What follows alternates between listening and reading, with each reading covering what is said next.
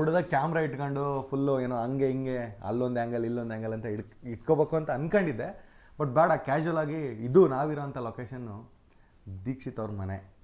So ಗೊತ್ತಾಗಲಿ ಹೆಂಗಿರುತ್ತೆ ಅಂತ. ಯೂಶ್ವಲಿ ಏನು ಅನ್ಕೊಂಬಿಡ್ತಾರೆ, ತುಂಬ ದೊಡ್ಡ ಮನೆ ಇರುತ್ತೆ, ಏನಪ್ಪ ಬಿಡಪ್ಪ ದೀಕ್ಷಿತ್ ಅವರು 3 ಸರಿ ಅವಾರ್ಡ್ ತಗೊಂಡವ್ರು ಜೀ ಕುಟುಂಬದಲ್ಲಿ, ಆಮೇಲೆ ಸಖತ್ ದಸರಾ ಮಾಡೋರೆ, ಒಳ್ಳೆ ಈಗ ತೆಲುಗಲ್ಲೆಲ್ಲ ಸೂಪರ್ ಸ್ಟಾರ್, ಒಳ್ಳೆ ನೆಕ್ಸ್ಟ್ ಲೆವೆಲ್ ಆಗಿರ್ತಾರೆ. ಆ್ಯಕ್ಚುಲಿ ಅವ್ರು ಇವಾಗ ಗ್ರೋ ಆಗ್ತಿರೋದು. ಬಟ್ ನಾನು ಹೇಳಿದ್ನಲ್ಲ ಹೊರಗಡೆ, ನಮ್ಮಂಥ ಒಬ್ಬ ಮಿಡ್ಲ್ ಕ್ಲಾಸ್ ಹುಡುಗರಿಗೆ ಒಂದು ಡ್ರೀಮ್ ಅನ್ನೋದಿದ್ದರೆ, ನಾನು ಆ್ಯಸ್ ಎ ಪರ್ಸನ್ ದೀಕ್ಷಿತ್ ಅವ್ರು ನನಗೆ ಯಾವ ಥರ ಅಂದರೆ, ಜಸ್ಟ್ ದೀಕ್ಷಿತ್ ಅವ್ರನ್ನ ಫಾಲೋ ಮಾಡಿದ್ರೆ ಸಾಕು ಕೆಲವೊಂದು ವಿಚಾರದಲ್ಲಿ. ಯಾಕಂದರೆ ಅದನ್ನೆಲ್ಲ ಅವರೇ ಹೇಳ್ತಾರೆ. ಫಸ್ಟ್ ನಾನು ದೀಕ್ಷಿತ್ ಅವ್ರ ಮನೆ ತೋರಿಸಿದ್ನಲ್ಲ ನಿಮಗೆ, ವಾಲ್ ತೋರಿಸ್ದೆ ನೋಡಿ. ಅವರು 3 ಸಲ ಜೀ ಕುಟುಂಬ ಅವಾರ್ಡ್ ತಂದಿರೋ, ಒಂದು ಮಾಲಾಶ್ರೀ ಅವ್ರು ಕೊಟ್ಟಿದ್ದಾರೆ, ಇನ್ನೊಂದು ನಮ್ಮ favourite power star Puneeth Rajkumar ಕೊಟ್ಟಿದ್ದಾರೆ, ಇನ್ನೊಂದು the famous India world PAN star, ಯಾರೋ ಪ್ಯಾನ್ ಇಂಡಿಯನ್ ಸ್ಟಾರ್ ಅಂತಾರಲ್ವ, ನಮ್ಮ ಸೂಪರ್ ಸ್ಟಾರ್ ಯಶ್ ಅವ್ರು ಕೊಟ್ಟಿದ್ದಾರೆ. ಸೊ ಅವ್ರ ಹತ್ರ ನಾರ್ಮಲ್ ಆಗಿ ಜೀ ಕುಟುಂಬ ಅವಾರ್ಡ್ ಇಸ್ಕೊಂಡು ಇವತ್ತು ಐ ಹೋಪ್ ಬ್ರೋ ಇನ್ನೂ ಆದಷ್ಟು ಬೇಗನೆ ನಿಮಗೆ ನ್ಯಾಷನಲ್ ಅವಾರ್ಡು, ಸ್ಟೇಟ್ ಅವಾರ್ಡ್ ಎಲ್ಲ ಸಿಗಲಿ. ನನ್ನ ಪ್ರಕಾರ KTM ಇಂದ ನಿಮಗೆ ಸ್ಟೇಟ್ ಅವಾರ್ಡ್ ಅಂತೂ ಫಿಕ್ಸ್. ಯಾಕಂದರೆ ಅಲ್ಲಿ ಆಗಿರೋದಂಥ ಬದಲಾವಣೆಗಳಾಗಲಿ, ನೀವು ಮಾಡಿರೋಂಥ ಆ್ಯಕ್ಟ್ ಆಗಲಿ, ಅದೆಲ್ಲ ಆಗುತ್ತೆ. ಸೊ ಅವ್ರ ಬಗ್ಗೆ ಇಂಟ್ರಡಕ್ಷನ್ ಕೊಡೋದೇ ಬೇಡ, ಯಾಕಂದರೆ ಎಲ್ಲ ಇಂಟರ್ವ್ಯೂಲ್ಲೂ ನೀವು ನೋಡಿರ್ತೀರ, ಏನಂತ ಇಂಟರ್ವ್ಯೂ ಕೊಡಲಿ. So Dikshit bro, hi, welcome to my channel. ಇಷ್ಟು ದಿನ ನಾವು ಫಾಲೋ ಅಪ್ ಮಾಡ್ತಿದ್ವಿ, ಜೊತೆಗೆ ಓಡಾಡ್ತಿದ್ವಿ, ಬಟ್ ನಮ್ಮ ಚಾನಲಲ್ಲಿ ಯಾವತ್ತೂ ಬಂದಿರಲಿಲ್ಲ. ಏನನ್ನಿಸ್ತಿದೆ KTM ಜರ್ನಿ? ಮಜಾ ಇದೆ. ಒಂದು ಇಷ್ಟು ವರ್ಷಗಳ ಜರ್ನಿ ಇದೆಯಲ್ಲ, ನಾನು ಯಾವಾಗಲೂ ಹೇಳ್ತಾ ಇರ್ತೀನಿ, ಎಲ್ಲ ಕಲಾವಿದರಿಗೂ ಈ ಥರದ ಪಾತ್ರ ಸಿಗೋದಿಲ್ಲ, ಕಷ್ಟ ಈ ಥರದ ಪಾತ್ರ ಸಿಗೋದು. ಆ್ಯಂಡ್ ಸಿಕ್ಕಿದಾಗ ಅದನ್ನು ಸರಿಯಾಗಿ ಉಪಯೋಗಿಸ್ಕೋಬೇಕು, ಆ್ಯಂಡ್ ಅದನ್ನು ಸರಿಯಾಗಿ ಪರ್ಫಾರ್ಮ್ ಮಾಡಬೇಕು ಅನ್ನೋದು ನನ್ನ ಒಂದು ಇದಿತ್ತು. ಒಂದು ಭಯ ಇದೆ ಸಣ್ಣದಾಗಿ ಇವತ್ತಿನ ದಿನದಲ್ಲಿ. ಯಾಕಂದರೆ ನಿರ್ದೇಶಕರು ನೋಡಿದ್ದಾರೆ, ಚೆನ್ನಾಗಿದೆ ಅಂತ ಹೇಳಿದ್ದಾರೆ, ನಾವು ಎಲ್ಲ ಕಡೆ 3 ಶೇಡು ಹಾಗೆ ಅಂತ ಹೇಳ್ಕೊಂಬಂದಿದ್ದೀವಿ, ಅದೆಲ್ಲ ಕರೆಕ್ಟು. ಬಟ್ ಜನ ನೋಡಿದವ್ರಿಗೂ ಅದು ಅನ್ನಿಸ್ಬೇಕು, ಓಕೆ 3 ಶೇಡ್ 3 ಥರ ಮಾಡಿದ್ದಾನೆ ಇವನು, ಡಿಫ್ರೆಂಟಾಗಿ ಮಾಡಿದ್ದಾನೆ ಅಂತ ಅನ್ನಿಸ್ಬೇಕು ಜನರಿಗೆ ಕೂಡ. ಬಟ್ ನೋಡಿರೋರೆಲ್ಲರೂ ಉತ್ತಮವಾದ ಪ್ರತಿಕ್ರಿಯೆನೇ ಕೊಡ್ತಾ ಇದ್ದಾರೆ. ನೋಡಬೇಕು, ಫಿಂಗರ್ಸ್ ಕ್ರಾಸ್ಡ್. ಸೂಪರ್. 10 ವರ್ಷದ ಜರ್ನಿ. ದೀಕ್ಷಿತ್ ಶೆಟ್ಟಿ ಒಬ್ಬ ಸಾಮಾನ್ಯ ಹುಡುಗ ಇವತ್ತು ಇಂಡಿಯಾಸ್ ಬಿಗ್ಗೆಸ್ಟ್ ಬ್ಯಾನರ್ ಆದ ಗೀತಾ ಆರ್ಟ್ಸಲ್ಲಿ ನಿಮಗೆ ಆಫರ್ ಮಾಡಿ, ಅಲ್ಲಿ ನೀವು ಆ ಒಂದು ಬ್ಯಾನರಲ್ಲಿ ಕೆಲಸ ಮಾಡೋವಂಥ ರೇಂಜಿಗೆ ಬೆಳೆದಿದ್ದೀರಾ. ಅಫ್ಕೋರ್ಸ್ ನಿಮ್ಮ ಬೆಳವಣಿಗೆ ಪ್ರತಿಯೊಬ್ಬ ಕನ್ನಡಿಗರಿಗೆ ಇಷ್ಟ. ಸುಮಾರು ಕಮೆಂಟ್ಸ್ಗಳಲ್ಲಿ ನಾವು ನೋಡಿದೆ, ಇಂಥ ಒಬ್ಬ ನಟನ್ನ ಕನ್ನಡ ಮಿಸ್ ಮಾಡ್ಕೊತೈತೆ, ಕನ್ನಡದವ್ರು ಮಿಸ್ ಮಾಡ್ಕೊಬೇಡ್ರಿ, ಎಲ್ಲಿ ತೆಲುಗಿಗೆ ಹೋಗ್ಬಿಡ್ತಾರೆ. ಅಫ್ಕೋರ್ಸ್ ನಾನೊಂದು ಕ್ವಶನ್ ಇದೆ, ಅದನ್ನು ಕೇಳಬೇಕು. ನಾನು ಸುಮಾರು ದಿವಸದಿಂದ ಇದು ನನ್ನಲ್ಲೂ ಕಾಡ್ತಿತ್ತು. ಆಫ್ಟರ್ ದಿಯಾ ಆದಮೇಲೆ ನಿಮಗೆ ಒಂದಿಷ್ಟು ತಿಂಗಳ ಕಾಲ ಏನು ಆಫರ್ಸು, ಲೈಕ್ ಯಾರು ಏನು ದಿಯಾ ಸೂಪರ್ ಹಿಟ್ ಆದ ತಕ್ಷಣ ದೀಕ್ಷಿತ್ ಬನ್ನಿ ಅಂತ ಏನು ಇಲ್ಲಿ ಬಂದ್ಬಿಟ್ಟು ಅನ್ನಪೂರ್ಣೇಶ್ವರಿ ನಗರದಲ್ಲಿ ಯಾರು ಕ್ಯೂವಲ್ಲಿ ನಿಂತಿರಲಿಲ್ಲ. 10 ರಿಂದ 11 ತಿಂಗಳ ಕಾಲ ನೀವು ಏನು ಯಾವ ಆಫರ್ ಇಲ್ದಂಗೆ ಏನು ಮಾಡಲಾರ್ದಂಗೆ ನಾರ್ಮಲ್ ನಿಮ್ಮ ರೊಟೀನ್, ಏನು ಆ್ಯಕ್ಟಿಂಗ್ ಕ್ಲಾಸಿಗೆ ಹೋಗ್ತೀರಾ, ಆ್ಯಕ್ಟಿಂಗ್ ಕ್ಲಾಸ್ ಸ್ಟೂಡೆಂಟಿಗೆ ಪಾಠ ಮಾಡ್ತೀರಾ, ಅದರಿಂದ ಅದೇನಾಗುತ್ತೋ ಜೀವನ ಮಾಡ್ತಾ ಇರ್ತೀರ. ಈ 10 ವರ್ಷದ ಜರ್ನಿಲಿ ಒಂದು ಮೆಲ್ಕಾಗ್ತಾ ಹೋದರೆ ಯಾವುದು ಕಷ್ಟದ ದಿನಗಳು ಅನ್ಸೋದು? ನನಗೆ ತುಂಬ ಈಗ ಸೂಪರಾಗಿ ಈಗ ಗೊತ್ತು, ಆಫ್ಟರ್ ದಸರಾ ದೀಕ್ಷಿತ್ ಅವರು ಈಗ ಓಡಕ್ಕೆ ಹೋದ್ರೆ ಅಂತ ಎಲ್ರಿಗೂ ಗೊತ್ತು. ಇವಾಗ ಎಲ್ಲರೂ ಬರ್ತಾರೆ, ಎಲ್ಲರೂ ದೀಕ್ಷಿತ್ ಬೇಕು ಅಂತಲೇ ಅಂತಾರೆ. ಬಟ್ 2014ರಿಂದ ಏನು ಕರಿಯರ್ ಸ್ಟಾರ್ಟ್ ಆಯ್ತಲ್ಲ, ಅವಾಗಿನ ದೀಕ್ಷಿತ್ಗೂ 2024ರಲ್ಲಿ ಈ ಇನ್ ಬಿಟ್ವೀನ್ ಮಧ್ಯದಲ್ಲಿ ದೀಕ್ಷಿತ್ ಅವರು ಅನುಭವಿಸ್ತಂಥ ಕಷ್ಟ ಏನು? ನನಗೆ ಅದು ಬೇಕು. ಸಾಕಷ್ಟು ಕಷ್ಟಗಳಿವೆ. ಏನಾಗುತ್ತೆ, ಕಲಾವಿದ ಆಮೇಲೆ ಆಗಿದ್ದು ನಾನು. ಆ್ಯಂಡ್ ನಾನು ಯಾವಾಗಲೂ ಹೇಳ್ತೀನಿ, ನಾನು ಯಾವಾಗಲೂ ಆ್ಯಕ್ಟರ್ ಆಗಬೇಕು ಅಂತ ಅಂದ್ಕೊಂಡವನಲ್ಲ. ನಾನು ಆ್ಯಕ್ಟರ್ ಆಗಿದ್ದೆ ಒಂದು ಚಿತ್ರ ಆ್ಯಕ್ಚುಲಿ. ಹೋಟ್ಲ್ ಕೆಲಸ ಮಾಡ್ತಾಯಿದ್ದೆ PUC ಇದ್ದಾಗ. ಕಾರಣಾಂತರಗಳಿಂದ ಹೋಟ್ಲು ಮುಚ್ಚೋಯ್ತು. ಹೋಟ್ಲು ಮುಚ್ಚೋದ್ಮೇಲೆ ಏನು ಮಾಡೋದು, ಪಾರ್ಟ್ ಟೈಮ್ ಜಾಬ್ ಬೇಕು, ಏನು ಮಾಡೋದು ಅಂತ ಹುಡುಕುವಾಗ ನನ್ನ ಸ್ನೇಹಿತರೊಬ್ಬರು ಜಿಮ್ಗೆ ಹೋಗ್ತಾಯಿದ್ದೆ. ಆಗಲೇ ಜಿಮ್ಗೆಲ್ಲ ಭಾಳ ಇದು ಫಾಂಡ್ ಒಂಥರ ಫಿಟ್ನೆಸ್ ಅದು ಇದು ಅಂತ. ಅದರಲ್ಲಿ ನಮ್ಮ ಕುಮಾರಣ್ಣ ಅಂತ ಇದ್ದಾರೆ, ಅವರು ಫೀಸ್ ಇಸ್ಕೊಳ್ದೆ ಪುಕ್ಸಟ್ಟೆ ನಮಗೆ ಜಿಮ್ಗೆ ಬಿಟ್ಕೊಂಡಿಲ್ಲ, ಈ ಹುಡುಗರು ನಮ್ಮ ಹುಡುಗರು ಮಾಡ್ಕೊಂಡು ಹೋಗ್ರ ಅಂತ. ಸೊ ಅಲ್ಲಿ ಮಾಡುವಾಗ ನನ್ನ ಫ್ರೆಂಡ್ ಒಬ್ಬ ಹೇಳ್ದ, ನೀನೇನು ಕೆಲಸ ಹುಡುಕ್ತಾ ಇದೆಯಲ್ಲ, LLB ಮಾಡ್ತಾಯಿದ್ದೆ, ಫಸ್ಟ್ ಇಯರ್ LLB ಮಾಡ್ತಾಯಿದ್ದೆ, ಮೆಡಿಕಲ್ಸಲ್ಲಿ ಅಲ್ಲಿ ಇಲ್ಲಿ ಎಲ್ಲ ಕಡೆ ಕೆಲಸ ಕೇಳುವಾಗ ಎಲ್ಲೂ ನನ್ನ ಟೈಮಿಗೆ ಸರಿಯಾಗಿ ಕೆಲಸ ಸಿಗ್ತಾ ಇರಲಿಲ್ಲ. ನನಗೆ ಬೇಕಾಗಿದ್ದು 3,000 ತಿಂಗಳಿಗೆ, 3,000 ಫೀಸ್ಗೆ, ಮನೆಗೆ. ನಮ್ಮ ತಾಯಿ ಒಬ್ಬರೇ ಕೆಲಸ ಮಾಡ್ತಾಯಿದ್ದೆ, ಸಿಂಗಲ್ ಪೇರೆಂಟ್ ನಮ್ಮ ತಾಯಿ, ನಾನು ನನ್ನ ತಂಗಿ ಇಬ್ಬರಿದ್ದೀವಿ. ಸೊ ಸೊ ಏನು ಹೇಗೆ ಅವ್ರಿಗೆ ಒಂಚೂರು ಹೆಲ್ಪ್ ಮಾಡಬೇಕು ಆ್ಯಂಡ್ ನನ್ನ ಖರ್ಚುಗಳನ್ನ ನನ್ನದೊಂಚೂರು ಫೀಸ್ಗಳನ್ನ ನಾನೇ ನೋಡ್ಕೋಬೇಕು ಅನ್ನೋದು ನನ್ನಿದು. ಸೊ ಹೆಂಗೆ ಮಾಡೋದು ಅಂತ ಇರಬೇಕಾದ್ರೆ ಅವ್ನು ಹೇಳ್ದ, ನೋಡೋ ಜೂನಿಯರ್ ಆರ್ಟಿಸ್ಟ್ ಆದರೆ ದಿನಕ್ಕೆ 500 ರೂಪಾಯಿ ಕೊಡ್ತಾರೆ, ನೀನು 6 ದಿನ ರಜಾ ಹಾಕೊಂಡ್ರೆ ನಿನಗೆ ಬೇಕಾಗಿರೋ 3,000 ಸಿಗುತ್ತೆ ಅಂತ.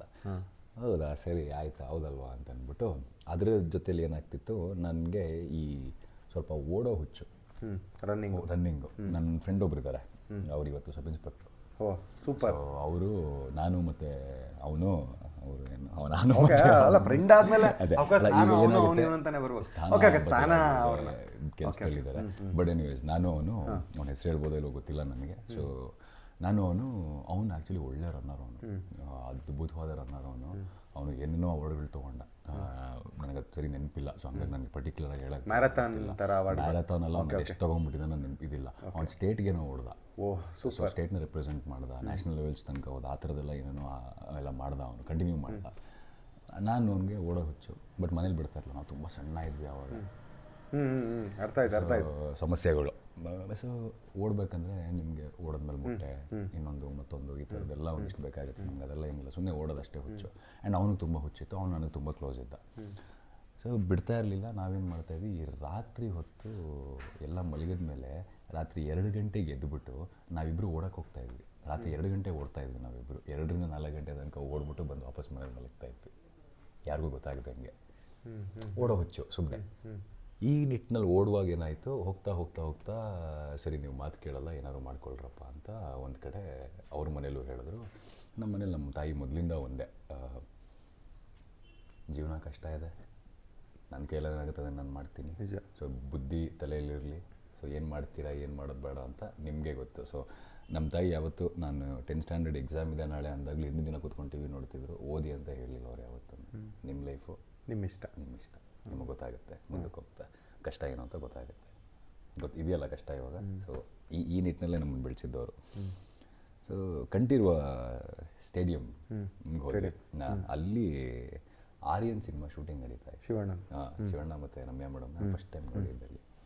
ಅಲ್ಲಿ ನೋಡುವಾಗ ಗೊತ್ತಾಯ್ತು ನನಗೆ, ಸುಮ್ಮನೆ ಜೂನಿಯರ್ ಆರ್ಟಿಸ್ಟ್ ಆಗೋಕ್ಕೂ ಆಗಲ್ಲ, ಕೆಲಸ ಗೊತ್ತಿರ್ಬೇಕು. ಇಲ್ಲಿ ಒಂದಿಬ್ಬರಿಗೆ ಗೊತ್ತಾಗಲ್ವಾ, ಈ ಕಡೆ ಅಲ್ಲಿ ಅವ್ರವ್ರದ್ದೇ ಟೆನ್ಷನ್ ಇರುತ್ತೆ. ಸೊ ನನಗೆ ಇದು ಹಿಂಗೆ ವರ್ಕೌಟ್ ಆಗಲ್ಲ ಅಂತ ಅಂದ್ಬಿಟ್ಟು ನಾನು ಸುಮ್ಮನಾಗ್ಬಿಟ್ಟಿದ್ದೆ. ವಾಪಸ್ ಬಂದಮೇಲೆ ನಮ್ಮ LLB ಹುಡುಗರು, ನನ್ನ ಫ್ರೆಂಡ್ಸ್ ಒಂದು 5 ಜನ ಇದ್ದಾರೆ, LLB ನನ್ನ ಬ್ಯಾಚ್ ಒಂದಿದೆ. ಆ ಹುಡುಗರು ಏನು ಮಾಡಿದ್ರು, ಮಚ್ಚಾ ಟ್ರೈ ಮಾಡು, ಅವತ್ತು ಹೇಳ್ತಾ ಇದ್ದಲ್ಲ ಹಿಂಗೆ ಅಂದ್ಕೊಂಡಿದ್ದೆ, ಸೀರಿಯಸ್ಸಾಗಿ ಟ್ರೈ ಮಾಡು, ಬೇರೆ ಥರ ಟ್ರೈ ಮಾಡು, ಹಂಗೆ ಹಿಂಗೆ ಅಂತ ಒಂದಿಷ್ಟು ತಲೆಗೆ ತುಂಬಕ್ಕೆ ಶುರು ಮಾಡಿದ್ರು. ನಾನು ಸರಿ ನೋಡೋಣ ಅಂದ್ಬಿಟ್ಟು ಬಂದು ನಮ್ಮಮ್ಮಗೆ ಹೇಳಿದೆ. ನಮ್ಮಮ್ಮಗೆ ಹೇಳಿದಾಗ ನಮ್ಮಮ್ಮ, ಅದೇ ಅಫ್ಕೋರ್ಸ್ ಅವ್ರು ಮುಂಚೆಯಿಂದನೂ ನಿಮ್ಮ ಇಷ್ಟನೇ, ನಿಮ್ಮ ಲೈಫು ನೀವು ಒಂದು ಸ್ಟಡೀಸಲ್ಲಿ ಯಾವಾಗಲೂ ನಾನು ತುಂಬ ಶಾರ್ಪ್ ಇದ್ದೆ. ಅಂದರೆ ನಾನೆಲ್ಲ ಮೆರಿಟ್ ಶೀಟೇ ತೊಗೊಂಡು ಓದಿರೋದು, ಸ್ಟಡೀಸಲ್ಲಿ ಆರಾಮಾಗಿದ್ದೆ ನಾನು. ಸೊ ಹಂಗಾಗಿ ಅವ್ರಿಗೂ ಏನು ಟೆನ್ಷನ್ ಇರಲಿಲ್ಲ. ಸರಿ ಸ್ಟಾರ್ಟ್ ಮಾಡುವ ನೋಡೋಣ ಅಂತ ಅಂದ್ಬಿಟ್ಟು ಒಂದು ಕಡೆ ಹೋದೆ. ನನಗಿವತ್ತು ನೆನಪಿದೆ, ಕಲಾ ಸಮಥಿಂಗ್ ಇದು ನಮ್ಮ ಇದರ ರೋಡಲ್ಲಿದೆ, ಕಲಾಗ್ರಾಮ ಅಲ್ಲ, ಕಲಾ ಸಮಥಿಂಗ್ ಅಂತ ಅವ್ನು ಹೆಸರಿಟ್ಕೊಂಡಿದ್ದಾನೆ. ಅವನೊಬ್ಬ ಫ್ರಾಡ್ ಅವನು. ಓಕೆ, ಅವನು ನಾನು ನಮ್ಮ ತಾಯಿ ಹೋದ್ವಿ. ಅಂದರೆ ಈ ಥರ ನಾವು ಆಡಿಷನ್ಸಿಗೆ ಕಳಿಸ್ತೀವಿ ಅದು ಇದು ಅಂತ. ಹಾಂ ಸರಿ ಇರ್ಬೋದೇನೋ ಅಂತ ಅಂದ್ಬಿಟ್ಟು ನಾನು ಹೋಗಿ ನಿಂತರೆ ಅವನು ಓವರಾಲ್ ಸಿನಿಮಾ ಆಲ್ರೆಡಿ ನನಗೆ ಪಾತ್ರ ಫಿಕ್ಸ್ ಮಾಡಿಬಿಟ್ಟಿದ್ದಾನೆ, ಮಾತಾಡ್ತಿದ್ದಾನೆ. ಬಟ್ ನನ್ನ ತಲೆಯಲ್ಲಿ ಇವ್ನು ಹೆಂಗೆ ನನ್ನ ಕೈಲಿ ಪಾತ್ರ ಮಾಡಿಸ್ತಾನೆ, ನನಗೇನು ಗೊತ್ತಿಲ್ವಲ್ಲ. ಹೌದು, ನನಗೇನು ಗೊತ್ತಿಲ್ಲ, ಹೆಂಗೆ ನನಗೆ ಪಾತ್ರ ಸಿಗೋಕ್ಕೆ ಸಾಧ್ಯ. ಇವಾಗ ಏನೋ ನಾನು ಹಿಂಗೆ ಟ್ರೈನ್ ಮಾಡ್ತೀನಿ, ನಾನು ಹಿಂಗೆ ಇದು ಮಾಡ್ತೀನಿ ಅಂದರೆ ಓಕೆ, ಬಟ್ ಪಾತ್ರ ಇದು ಮಾಡ್ತೀನಿ. ಸರಿ ಹೌದಾ, ಸರಿ ಆಯಿತು, ಎಲ್ಲೋ ಒಂದು ಕಡೆ ಆಗ್ಬೋದೇನೋ, ಮೋಸ್ಟ್ಲಿ ಹಿಂಗೆ ವರ್ಕ್ ಆಗೋದೇನೋ ಇದು ಅಂತ ನನ್ನ ತಲೆಯಲ್ಲಿ. ಅವತ್ತು ಒಂದೊಂದು 2,000 ಏನೋ ಕೇಳ್ದ. ಭಾಳ ಕಷ್ಟಪಟ್ಟು ನಮ್ಮ ತಾಯಿ ಹತ್ರ ಕೇಳಿ ಇಸ್ಕೊಂಡು, ಅವರು ಬರ್ತಾಯಿದ್ದು 6,000 ಸಂಬಳ, ಅದರಲ್ಲಿ 2,000 ಅವತ್ತು ಇಸ್ಕೊಂಡು ಅವನಿಗೆ ತೊಗೊಂಡೋಗಿ ಕೊಟ್ಟೆ. ಅವ್ನು ಕೊಟ್ಟಾದ್ಮೇಲೆ ನೆಕ್ಸ್ಟ್ ಕಟ್ ಮಾಡಿದ್ರೆ ಫೋಟೋ ಶೂಟ್ ಮಾಡಬೇಕು, ಅದು 15,000 ಬೇಕು, out of the box. But ಅಲ್ಲಿ ಅವನ ಬಗ್ಗೆ ತಿಳ್ಕೊಂಡು ಗೊತ್ತಾದ್ಮೇಲೆ ಭಾಳ ಕಣ್ಣಲ್ಲಿ ನೀರು ಬಂದ್ಬಿಟ್ಟಿತ್ತು. ಅಂದರೆ ಅದು ಭಾಳ ಕಷ್ಟದಲ್ಲಿ ಕೊಟ್ಟಿದ್ದ ದುಡ್ಡು, ಆ 2,000 ತುಂಬ ಕಷ್ಟದಲ್ಲಿ ಕೊಟ್ಟಿದ್ದ ದುಡ್ಡು. ಅವನು ಅದನ್ನು ಇಲ್ಲ, ಅದು ಸ್ಕ್ರೀನ್ ಟೆಸ್ಟಿಗೆ ಅಂತ ಆಗೋಯ್ತದು, ಫೋಟೋ ಶೂಟ್ ಮಾಡಿಸ್ಬೇಕೀಗ, ಪಾತ್ರ ಬೇಕು ಅಂತಂದರೆ. ಸೊ ಅಲ್ಲಿ ಗೊತ್ತಾಯಿತು, ಓಕೆ ಇದು ವರ್ಕೌಟ್ ಆಗಲ್ಲ ಇದು ಅಂತ. ಆಮೇಲೆ ಒಂದು ಸ್ವಲ್ಪ ದಿನ ಬಿಟ್ಟು ಹೋದರೆ ಅವನು ಅಲ್ಲಿ ಇರಲೇ ಇರಲಿಲ್ಲ, ಆ ಮನುಷ್ಯ ಅಲ್ಲಿ ಇರಲೇ ಇರಲಿಲ್ಲ. ಸೊ ಅವನದೊಂದು ಆಫೀಸು, ಎಲ್ಲ ದೊಡ್ಡ ದೊಡ್ಡವ್ರ ಫೋಟೋ, ಆಮೇಲೆ ಎಲ್ಲ ದೊಡ್ಡ ದೊಡ್ಡವ್ರ ಹತ್ರ ನಿಂತ್ಕೊಂಡು ಫೋಟೋ ಹಾಕ್ಕೊಂಡಿರೋದು ಎಲ್ಲ ಇದ್ವು ಅವನ ಆಫೀಸಲ್ಲಿ. ಬಟ್ ದೊಡ್ಡ ಫ್ರಾಡ್ ಅವನು. ಸೊ 2,000 ಹೋಯಿತು. ಇದಾಗಲ್ಲ ಗುರು, ವರ್ಕೌಟ್ ಆಗಲ್ಲ. ಯಾಕಂದರೆ ಯಾವ ಥರ ಪರಿಸ್ಥಿತಿಲಿ ಇದ್ದೆ ಅಂದರೆ ನಾನು ಆ ಟೈಮಲ್ಲಿ ನನಗೆ ಕೊಡ್ತಾಯಿದ್ದು 20 ರೂಪಾಯಿ. ನನಗೆ ಬಸ್ ಪಾಸ್ ಮಾಡ್ಸೋಕ್ಕಾಗ್ತಿರ್ಲಿಲ್ಲ. ವರ್ಷದ್ದು ಬಸ್ ಪಾಸ್ಗೆ ಆವಾಗ ಒಂದು 3,500-4,000 ಹಿಂಗೆ ಒಂದೇ ಗಂಟೆಲಿ ಅಷ್ಟು ದುಡ್ಡಿಲ್ಲ. ಸೊ ಪ್ರತಿದಿನ 20 ರೂಪಾಯಿ, ಅದು ಒನ್ ಸೈಡ್ ಬಸ್ಗೆ. ನಾನು ಯೂನಿವರ್ಸಿಟಿ ಕಾಲೇಜಲ್ಲಿ ಓದ್ತಾ ಇದ್ದಿದ್ದು. ಆವಾಗ ವಿಘ್ನೇಶ್ವರ ನಗರದಲ್ಲಿ ಇದ್ದಿದ್ದು ನಾನು, ಸುಂಕದಕಟ್ಟೆ ವಿಘ್ನೇಶ್ವರ ನಗರದಲ್ಲಿ ಇದ್ದಿದ್ದು. So one side bus. ನನಗೆ ಸ್ವೆಟ್ ಜಾಸ್ತಿ, ನಾನು ಒದ್ದೆ ಆಗ್ಬಿಡ್ತೀನಿ. ಒಂದು ಸ್ವಲ್ಪ ಇದು ಮಾಡಿದ್ರೆ ಫುಲ್ ಒದ್ದೆ ಆಗ್ಬಿಡ್ತೀನಿ ನಾನು. ಸೊ ಹಂಗಾಗಿ ಏನು ಮಾಡ್ತಿದ್ದೆ, ಬೆಳಿಗ್ಗೆ ಹೋಗ್ತಾ ಕಾಲೇಜ್ಗೆ ಹೋಗ್ತಾ ಬಸ್ಸಲ್ಲಿ ಹೋಗ್ತಾ ಇದ್ದೆ, ವಾಪಸ್ ಬರ್ತಾ ನಡ್ಕೊಂಬರ್ತಾಯಿದ್ದೆ. ಯಾಕಂದರೆ ಹೋಗ್ತಾ ಸ್ವೆಟ್ ಆಗಿಬಿಟ್ರೆ ಕಾಲೇಜಲ್ಲಿ ಕೂತ್ಕೊಳ್ಳೋಕ್ಕಾಗಲ್ಲ. ಸೊ ಬರ್ತಾ ಸ್ವೆಟ್ ಆದರೆ ಮನೆಗೆ ತಾನೇ ಬರೋದು. ಸೊ ಬರ್ತಾ ನಡ್ಕೊಂಬರ್ತಿದ್ದೆ. ಸೊ ಹೀಗೆ ನನಗೆ ಯಾವಾಗಲೂ ಒನ್ ಸೈಡ್ ಬಸ್ ಚಾರ್ಜಲ್ಲಿ ನಾನು ಓಡಾಡ್ತಾ ಇದ್ದಿದ್ದು. ಸೊ ಈ ಥರದ ಸಂದರ್ಭದಲ್ಲಿ ಇವನು 2,000 ಬೇರೆ ಮೋಸ ಮಾಡಿಬಿಟ್ಟ. ನನಗೆ ಏನು ಮಾಡಬೇಕು ಅಂತ ಅರ್ಥ ಆಗಿದೆ. ಸರಿ ಹೋಗಲಿ ಅಂತಂದ್ಬಿಟ್ಟು ಇದು ನನಗೆ ವರ್ಕೌಟ್ ಆಗಲ್ಲ ಇದು ಅಂತ ಸುಮ್ಮನಾಗ್ಬಿಟ್ಟೆ. ಆ ಟೈಮಲ್ಲಿ ನಮ್ಮ ತಾಯಿ ಗಾರ್ಮೆಂಟ್ಸಲ್ಲಿ ಕೆಲಸ ಮಾಡ್ತಾಯಿದ್ದಿದ್ದು. ಸೊ ಅವ್ರ ಗಾರ್ಮೆಂಟ್ಸಲ್ಲಿ ಅವ್ರ ಸ್ನೇಹಿತರೊಬ್ಬರು, ನನ್ನ ತಮ್ಮ ಸೀರಿಯಲ್ ಮಾಡ್ತಾನೆ, ಅವ್ನಿಗೆ ನಾನು ಕೇಳ್ಬಿಟ್ಟು ಏನಾದ್ರು ಹೇಳ್ತೀನಿ, ಅಂದರೆ ರೆಫರ್ ಏನೋ ಮಾಡ್ಬೋದಾ ಏನು ಅಂತ ಕೇಳ್ಬಿಟ್ಟು ಹೇಳ್ತೀನಿ ಅಂತೇಳಿ ಅವ್ರಿಗೆ ಹೇಳಿದ್ರು.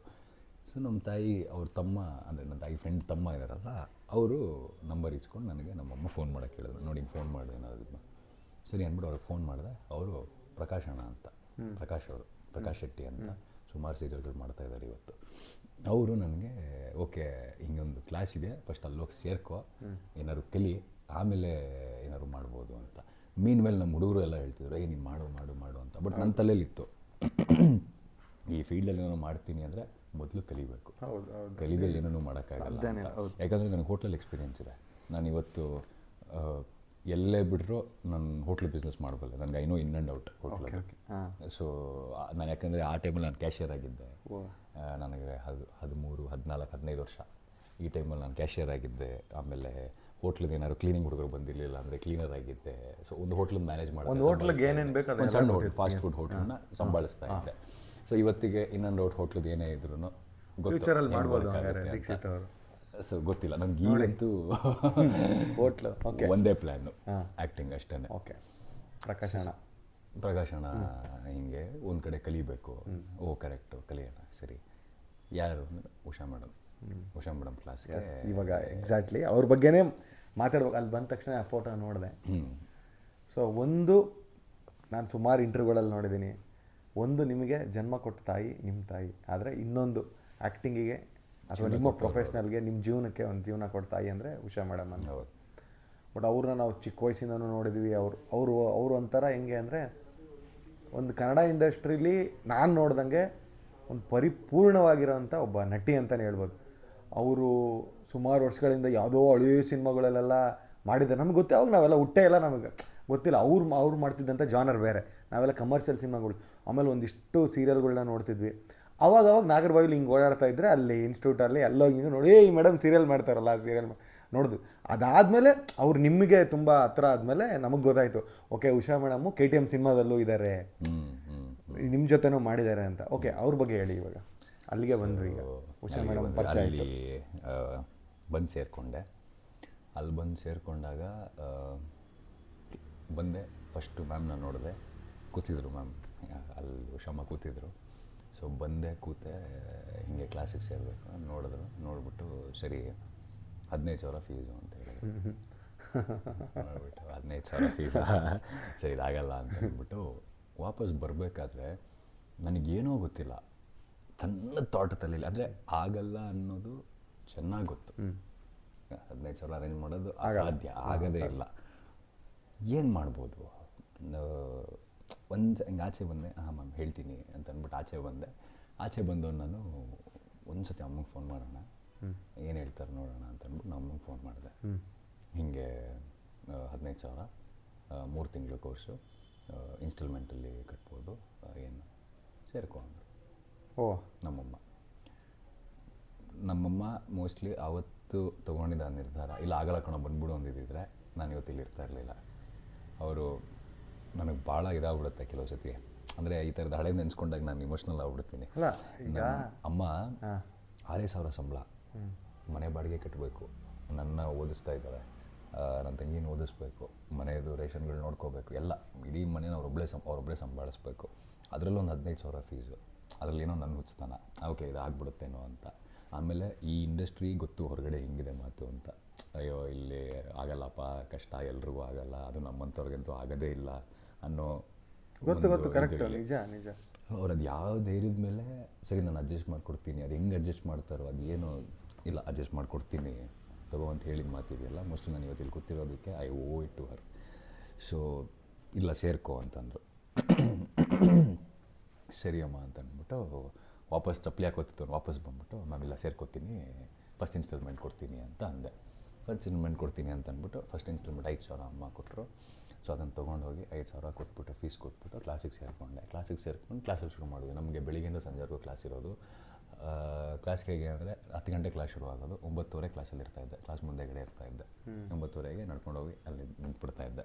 ನಾವು ವಿಘ್ನೇಶ್ವರ ನಗರದಿಂದ ನಾಗರಬಾವಿ, ನಾನು ತುಂಬ ನಡೀತಾ ಇದ್ದೆ ಅವಾಗ. ಅಂದರೆ ಅದು ಹಿಂಗೇನೋ ಗೊತ್ತಿಲ್ಲ, ಕಿಲೋಮೀಟರ್ಗಟ್ಟಲೆ ನಡೀತಾ ಇದ್ದೆ ನಾನು. ಅಂದರೆ ನನಗೆ ನಡೆಯೋದು ಇದೆ ಅನಿಸಲ್ಲ. ಆ್ಯಂಡ್ ನೀವು ಅಬ್ಸರ್ವ್ ಮಾಡಿದ್ರೆ ನನ್ನ ಅಕ್ಕಪಕ್ಕ ಇರೋರೆಲ್ಲ ಯಾವಾಗಲೂ ಹೇಳ್ತಿರ್ತಾರೆ, ನಿಧಾನ ನಡಿ, ನಿಮ್ಮ ಪಕ್ಕ ಓಡಬೇಕು ನಾವು ಅಂತ. ಅಷ್ಟು ಫಾಸ್ಟಾಗಿ ಮುಂಚೆಯಿಂದ ನಡೆದು ಅಭ್ಯಾಸ, ಸಿಕ್ಕಾಪಟ್ಟೆ ಫಾಸ್ಟಾಗಿ ನಡೀತೀನಿ ನಾನು.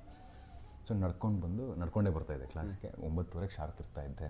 ಒಂದಿಷ್ಟು ಹೋಮ್ವರ್ಕ್ಗಳಿರೋದು, ಪಕ್ಕ ಕಾನ್ಸಂಟ್ರೇಟ್ ಮಾಡಿ ಆ ಹೋಮ್ವರ್ಕ್ಗಳು ಮಾಡಿಕೊಂಡು ಪಕ್ಕ ಹೋಗಿ ಕೂತ್ಕೋತಾ ಇದ್ದೆ. ಉಷಾಮ ಅದನ್ನು ನೋಡ್ತಾ ನೆಕ್ಸ್ಟ್ 2 ಇನ್ಸ್ಟಾಲ್ಮೆಂಟ್ ಇಸ್ಕೊಳ್ಳೇ ಇಲ್ಲ ಅವರು, ನೀನು ದುಡಿಯೋಕ್ಕೆ ಶುರು ಮಾಡು, ಆವಾಗ ಕೊಡು, ಈ ಕ್ಲಾಸಲ್ಲಿ ಸೇರ್ಕೊ ಅಂತ. ಸೊ ನಾನು ಮೋಸ್ಟ್ಲಿ 2014 ಕ್ಲಾಸಿಗೆ ಸೇರಿದ್ದು, ಜೂನ್ 28, 2014 ನಾನು ಕ್ಲಾಸಿಗೆ ಸೇರಿದ್ದು.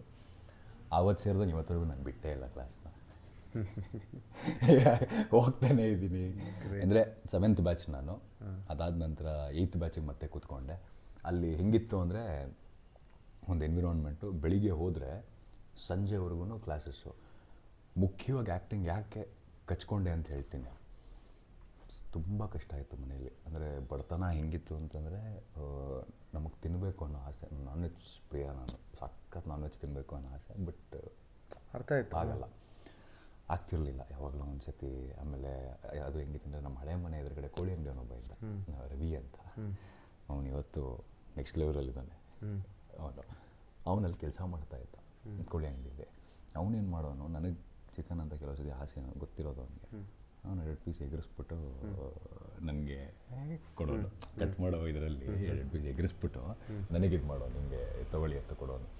ಸೊ ಹಿಂಗೆಲ್ಲ ನಾವು ಬೆಳೆದಿದ್ದು. ಸೊ ಈ ಆ್ಯಕ್ಟಿಂಗ್ ನಮ್ಗೆ ವರ್ಕೌಟ್ ಆಗುತ್ತಾ ಅನ್ನೋ ಡೈಲಾಮಲ್ಲಿ ನಾನು ಯಾವಾಗಲೂ ಇದ್ದೆ. ಅಂದರೆ ಹೆಂಗೆ, ಏನು ಆಗುತ್ತಾ ಏನು ಅಂತ. ಬಟ್ ನಾನು ಒಂದು ಸತಿ ಕ್ಲಾಸ್ಗೆ ಹೋಗೋಕ್ಕೆ ಶುರು ಮಾಡಿದ್ಮೇಲೆ ಅದು ನನ್ನ ಎಷ್ಟು ಆವರಿಸ್ತು ಅಂದರೆ, ನನ್ನ ಕಷ್ಟಗಳು ನನಗೆ ನೆನಪಿಲ್ಲ, ನಾನು ಎಲ್ಲಿಂದ ಬಂದೆ ಅನ್ನೋದು ನನಗೆ ನೆನಪಿಲ್ಲ. ನನ್ನ ತಲೆಯಲ್ಲಿರೋದು ಒಂದೇ, ಇದನ್ನು ಹೆಂಗೆ ಮಾಡೋದು, ಅಥವಾ ಇದನ್ನು ಯಾಕೆ ಮಾಡಬೇಕು, ಹೀಗೆ ಯಾಕೆ ಮಾಡಬೇಕು, ಹಾಗೆ ಯಾಕೆ ಅಂದರೆ ಆ್ಯಕ್ಟಿಂಗ್ ಮಾಡ್ತಾ ಆ ಪಾತ್ರಗಳಲ್ಲೋ ಇದರಲ್ಲೋ ಎಷ್ಟು ನನ್ನನ್ನು ನಾನು ಮರ್ತೋಗಿದ್ದೆ ಅಂತಂದರೆ, ಸಂಜೆ ಬರ್ಬೇಕಾದ್ರೆ ನನಗೆ ವಾಪಸ್ ಅಲ್ಲಿಂದ ಕ್ಲಾಸಿಗೆ ನಡ್ಕೊಂಬರ್ಬೇಕಾದ್ರೆ ಮತ್ತೆ ಸ್ಟಾರ್ಟು.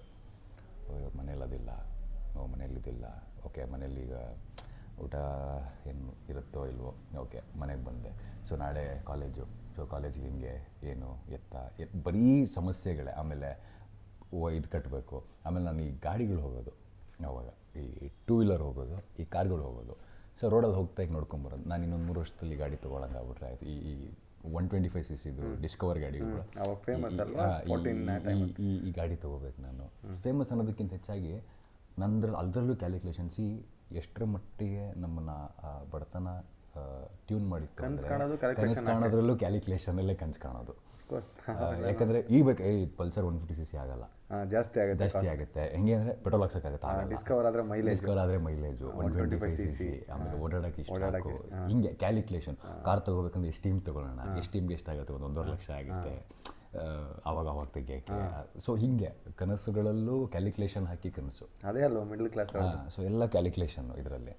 ಸೊ ಹಿಂಗೆ ಈ ಬೈಕ್ ತೊಗೋಬೇಕು, ಇದು ಈ ನಿಟ್ಟಿನಲ್ಲೇ ಮತ್ತೆ ವಾಪಸ್ ನಡ್ಕೊಂಬರ್ತಾ ಎಷ್ಟೊಂದು ಸತಿ ಅನಿಸ್ತಾ ಇತ್ತು, ಯಾಕೆ ಈ ಕಷ್ಟ. ಆಮೇಲೆ ನಮ್ಮಲ್ಲಿ ಇನ್ನೊಂದು ದುರಂತ ಇತ್ತು ನನಗೆ, ನೋಡೋಕೆ ಹೆಂಗಿದ್ದೆ. ಆಮೇಲೆ ಸ್ವಲ್ಪ ಮಂಗಳೂರು ಶೆಟ್ಟಿ. ಸೊ ಯಾರೇ ಕೇಳಿದ್ರೆ, ನಿನಗೇನ ಕಮ್ಮಿ, ನಾನು ಬಾಡಿಗೆ ಮನೆಯಲ್ಲೇ ಕೆಳಗಡೆ ಸಿಂಗಲ್ ಬೆಡ್ರೂಮ್ ಮನೇಲಿದ್ದೆ. ನಮ್ಮ ಫ್ರೆಂಡ್ಸ್ ಒಂದಿಷ್ಟು ಜನ ಬಂದ್ಬಿಟ್ಟು ನಿಂದೆನಾ ಎಷ್ಟು ಬರುತ್ತೆ ಬಾಡಿಗೆ ಅಂತ ಕೇಳಿದ್ರು. ಗುರು ಬಾಡಿಗೆ ಬರಲ್ಲ ಗುರು, ಬಾಡಿಗೆ ಕಟ್ಟಬೇಕು ಗುರು ಅಂತಂದರೆ ಯಾರು ನಂಬ್ತಾ ಇರಲಿಲ್ಲ. ಅಲ್ಲ ಅದೊಂದು ಅನ್ಕೊಂಡ್ಬಿಟ್ಟಿದ್ದಾರೆ ಈ ಕಡೆ, ಈಗ ಶೆಟ್ಟಿ ಅಂದ ತಕ್ಷಣ ಚೆನ್ನಾಗಿರೋರು ಚೆನ್ನಾಗಿ ವೆಲ್ ಟು ಡೂ ಅಂತ ಖಂಡಿತವಾಗ್ಲೂ ಇರಲಿಲ್ಲ. ಹಿಂಗೆ ಅಲ್ಲ ಅಫ್ಕೋರ್ಸ್ ನಾನು ಇವಾಗ ಈ ಒಂದು ಮನೆಯಾಗಲಿ ಇಷ್ಟು ನಾರ್ಮಲಾಗಿ ನಾವೀಗ ಕುಂತಿರೋದು ದೀಕ್ಷಿತ್ ಅವ್ರ ಮನೆಯೇ. ತುಂಬ ಏನು ಲಕ್ಸುರಿಯಾಗಿ ಏನು ದೀಕ್ಷಿತ್ ಅವರು ಲೈಫ್ ಲೀಡ್ ಮಾಡ್ತಿಲ್ಲ. ಅವರು ಸಿನಿಮಾದಲ್ಲಿ ತುಂಬ ಲಕ್ಸುರಿಯಾಗಿ ಕಾಣಿಸ್ತಾರೆ, ಬಟ್ ನೋಡಿದ್ರಲ್ಲ ಅವ್ರ ಕಷ್ಟಗಳು ಯಾವ ಥರ ಇತ್ತು ಏನು ಎತ್ತ ಅಂತ. ಸೊ ನಾವು ಅನ್ಕೊಂಬಿಡ್ತಾರೆ ಸುಮಾರು ಜನ, ಏನು ಬಿಡಪ್ಪ. ಇವಾಗ ಸ್ವಲ್ಪ ಜನಕ್ಕೆ ಅದೊಂದು ಮೈಂಡಲ್ಲಿದೆ, ಶೆಟ್ಟಿ ಅಂದ ತಕ್ಷಣ ಇವಾಗ ಇಂಡಸ್ಟ್ರೀಲಿ ಬೇರೆ ಥರ ಆಗ್ಬಿಡುತ್ತೆ ಅಂತ. ಬೇರೆ ಥರ ಆಗಲ್ಲಪ್ಪ ಶೆಟ್ಟಿ ಅಂದ ತಕ್ಷಣವೇ. ನೋಡಿ ಶೆಟ್ಟಿ ಅನ್ನೋ ಹೆಸರಿಂದ ಎಷ್ಟು ಕಷ್ಟ ಇತ್ತು, ಸುಮ್ಮನೆ ಅಂದ್ಬಿಡ್ತಾರೆ ಎಲ್ಲರೂ. ಸುಮಾರು ಜನ ಅದೇ ನಾನು ಕಮೆಂಟ್ಸ್ಗಳು ನೋಡ್ತೀನಿ, ಇವಾಗೇನು ಬಿಡಪ್ಪ ಶೆಟ್ಟಿ ಅಂತ ಹೆಸರು ಇಟ್ಕೊಂಡ್ಬಿಟ್ರೆ ಇಟ್ಟಾಗ್ಬಿಡ್ತಾರೆ, ಶೆಟ್ಟಿ ಅಂತ ಹೆಸರು ಇಟ್ಕೊಂಡ್ಬಿಟ್ರೆ ಎದ್ದಾಗ್ಬಿಡ್ತಾರೆ. ದೀಕ್ಷಿತ್ ಅವರು ಅಷ್ಟೇ, ಸುಮಾರು ಇಂಟರ್ವ್ಯೂವಲ್ಲಿ ಎಲ್ಲೂ ದೀಕ್ಷಿತ್ ಶೆಟ್ಟಿ ಅಂತ ಎಲ್ಲೂ ಮೆನ್ಷನ್ ಮಾಡಲ್ಲ ಜಾಸ್ತಿ, ದೀಕ್ಷಿತ್ ಅಷ್ಟೇ. ಅದಕ್ಕೂ ಪಾಪ ಅವ್ರಿಗೂ ಅನಿಸಿರುತ್ತಾನೆ ಹಿಂಗೆ ಶೆಟ್ಟಿ ಅಂದ್ಬಿಟ್ರೆ ನಮ್ಮಲ್ಲಿ ಅದರಲ್ಲಿ ನಂಬಿಕೆ ಇಲ್ಲ. ಅಂದರೆ ಒಬ್ಬ ಕಲಾವಿದ ಆದವನು ಅಥವಾ ಯಾರೇ ಆಗಿರ್ಬೋದು, ಐ ಬಿಲೀವ್ ನೀವು ನನಗೆ ಆಗ್ತೀರಾ ಅಂತ ನೀವು ನನ್ನವರೇ ಅಷ್ಟೇ ಅಷ್ಟೇ, ಇರ್ರೆಸ್ಪೆಕ್ಟಿವ್ ಆಫ್ ಹೌದು. ಏನೇ. ಅದು ಕಲಾವಿದರು ಎಲ್ಲ ಜನಾಂಗಕ್ಕೂ ಎಲ್ಲ ವರ್ಗಕ್ಕೂ ಪ್ರತಿಯೊಬ್ಬರಿಗೂ ಕಲಾವಿದರು ಅವ್ರಿಗೆ ಬಿಲಾಂಗ್ಸ್ ಟು. ಥಿಯೇಟ್ರಿಗೆ ಬರೋ ಜನ ಯಾರು ಅಂತ ನಾವು ನೋಡೋದು. ಹೌದು ಹೌದು, ನಿಜ ನಿಜ. ನಮ್ಮನ್ನ ಸೀರಿಯಲಲ್ಲಿ ನೋಡಿ ಹೌದೌದು ನೀನು ನನ್ನ ಮಗನ ಥರ ಇದೆಯಪ್ಪ, ನೀನು ನಮ್ಮ ಅಣ್ಣನ ಥರ ಇದೆಯಾ ಹೌದು ಹೌದು ಹೌದು ಅಂದವರು ಅವ್ರು ಯಾವಿದು ನನಗೆ ಗೊತ್ತು. ಹೌದು ಹೌದು. ಸೊ ಅದು ಅಲ್ಲಿ ಇಲ್ಲದೆ ಇರೋದು ಇಲ್ಲಿಗೆ ಹಾಕ್ಬೇಕು. ಹೌದು ನಿಜ ನಿಜ ನಿಜ 100%. ಬಟ್ ಅದೇ ಏನೂ ಇಲ್ಲ, ಫ್ಯಾಮಿಲಿ ಅಂತ ಇರುತ್ತೆ, ಮನೆ ಅಂತ ಇರುತ್ತೆ, ಅದು ಅಫ್ಕೋರ್ಸ್ ಎಲ್ರಿಗೂ ಇರುತ್ತೆ. ಒಂದು ಹೆಸರು ಅನ್ನೋದು ನಾವು ಎಲ್ಲಿಂದ ಬಂದಿದ್ದೀವಿ ಅಂತ ಹೇಳುತ್ತೆ ಹೊರತು ನಮ್ಮನ್ನ ಶ್ರೇಷ್ಠನೋ ಅಥವಾ ನಮ್ಮನ್ನ ಕನಿಷ್ಠನೋ ಏನೂ ಮಾಡೋದಿಲ್ಲ. ಸೊ ನನ್ನ ಪ್ರಕಾರ ಮನುಷ್ಯ ಅವನಿರುವ ರೀತಿ, ಅವನ ನಡವಳಿಕೆ ಅವನಿಗೆ ವ್ಯಾಲ್ಯೂ ತುಂಬ್ತಾ ಹೋಗುತ್ತೆ. Yes yes yes. ಆಮೇಲೆ ಓಕೆ, ನೋಡಿದ್ರಲ್ಲ ದೀಕ್ಷಿತ್ ಅವ್ರದ್ದು ಇನ್ನೂ ಇದೆ, ತುಂಬ ಇದೆ. ಸೆಗ್ಮೆಂಟ್ ಥರ ಬಿಡ್ತೀನಿ. ಒಂದು ತುಂಬ ಇಂಪಾರ್ಟೆಂಟ್ ಒಂದು ಕ್ವಶನ್ ಇದು. ಓಕೆ, ಆ್ಯಕ್ಟಿಂಗಲ್ಲಿ ಉಷಾ ಮ್ಯಾಮ್ ಸಿಕ್ಕರು ಬಿಡಿ, ಅವ್ರ ಆ್ಯಕ್ಟಿಂಗಲ್ಲಿ ಏನಂತಾರೆ ಕಿಂಗ್ ಅಂತಲೇ, ಕ್ವೀನ್ ಅಂತಲೇ ಹೇಳ್ಬೋದು. ಆ್ಯಕ್ಟಿಂಗ್ ಅಂತ ಒಬ್ಬ ಒಳ್ಳೆ ಗುರು ಸಿಕ್ಕಮೇಲೆ ಅಫ್ಕೋರ್ಸ್ ನೀವು ಟ್ರೈನ್ಡ್ ಆಗ್ತೀರಾ. ಅದ್ರ ಜೊತೆ ಅವ್ರು ಸಿಕ್ಕರು ಅಂದ ತಕ್ಷಣ ನೀವು ಅದನ್ನು ಅಡ್ವಾಂಟೇಜಾಗಿ ತಗೊಂಡ್ಲಾರ್ದಂಗೆ ನೀವು ಡೆಡಿಕೇಶನ್ ಆಗಿ ಇಟ್ಟು ಅದನ್ನು ಆ್ಯಕ್ಟಿಂಗ್ ಕಲಿತೀರಾ, ಒಂದು ಇದಕ್ಕೆ ಹೋಗ್ತೀರ. ನನಗೆ ಮೇನ್ ಬೇಕಾಗಿರೋದು DKD ಜರ್ನಿ. ಈಗ ಸುಮಾರು ಜನಕ್ಕೆ ದೀಕ್ಷಿತ್ ಅವರು ಬರೋಣ, ಅಲ್ಲಿ ಬರೋಕ್ಕಿಂತ ಮುಂಚೆ ಕ್ಲಾಸಲ್ಲಿ ಇನ್ನೊಂದು ಅಂದರೆ ನನ್ನ ಸ್ಟ್ರಾಂಗ್ ಮಾಡ್ತಾ ಹೋಗಿತ್ತು ಒಂದು ಇನ್ಸಿಡೆಂಟ್ ಇದೆ. ಕ್ಲಾಸ್ ಮುಗಿಸ್ದೆ, ಬ್ಯಾಚು ಮುಗಿಸ್ದೆ, 3 ತಿಂಗಳಾಯ್ತು ಬ್ಯಾಚ್ ಮುಗಿಸ್ದೆ. ಎಲ್ಲೇ ಆಡಿಷನ್ ಕೊಟ್ರು ಚಿಕ್ಕ ಹುಡುಗನ ಥರ ಇದೆ. ಚೆನ್ನಾಗಿ ಮಾಡ್ತೀಯಾ ಚಿಕ್ಕ ಹುಡುಗ, ನಂಗೆ 17 ವರ್ಷ ಆವಾಗ. ಓಕೆ ಓಕೆ ಓಕೆ ಓಕೆ ಈ ಪಾತ್ರಕ್ಕೆ ನೀನು ಚಿಕ್ಕ ಹುಡುಗ ಆಗ್ತೀಯಾ, ಈ ಪಾತ್ರಕ್ಕೆ ನೀನು ಚಿಕ್ಕ ಹುಡುಗ ಆಗ್ತೀಯಾ.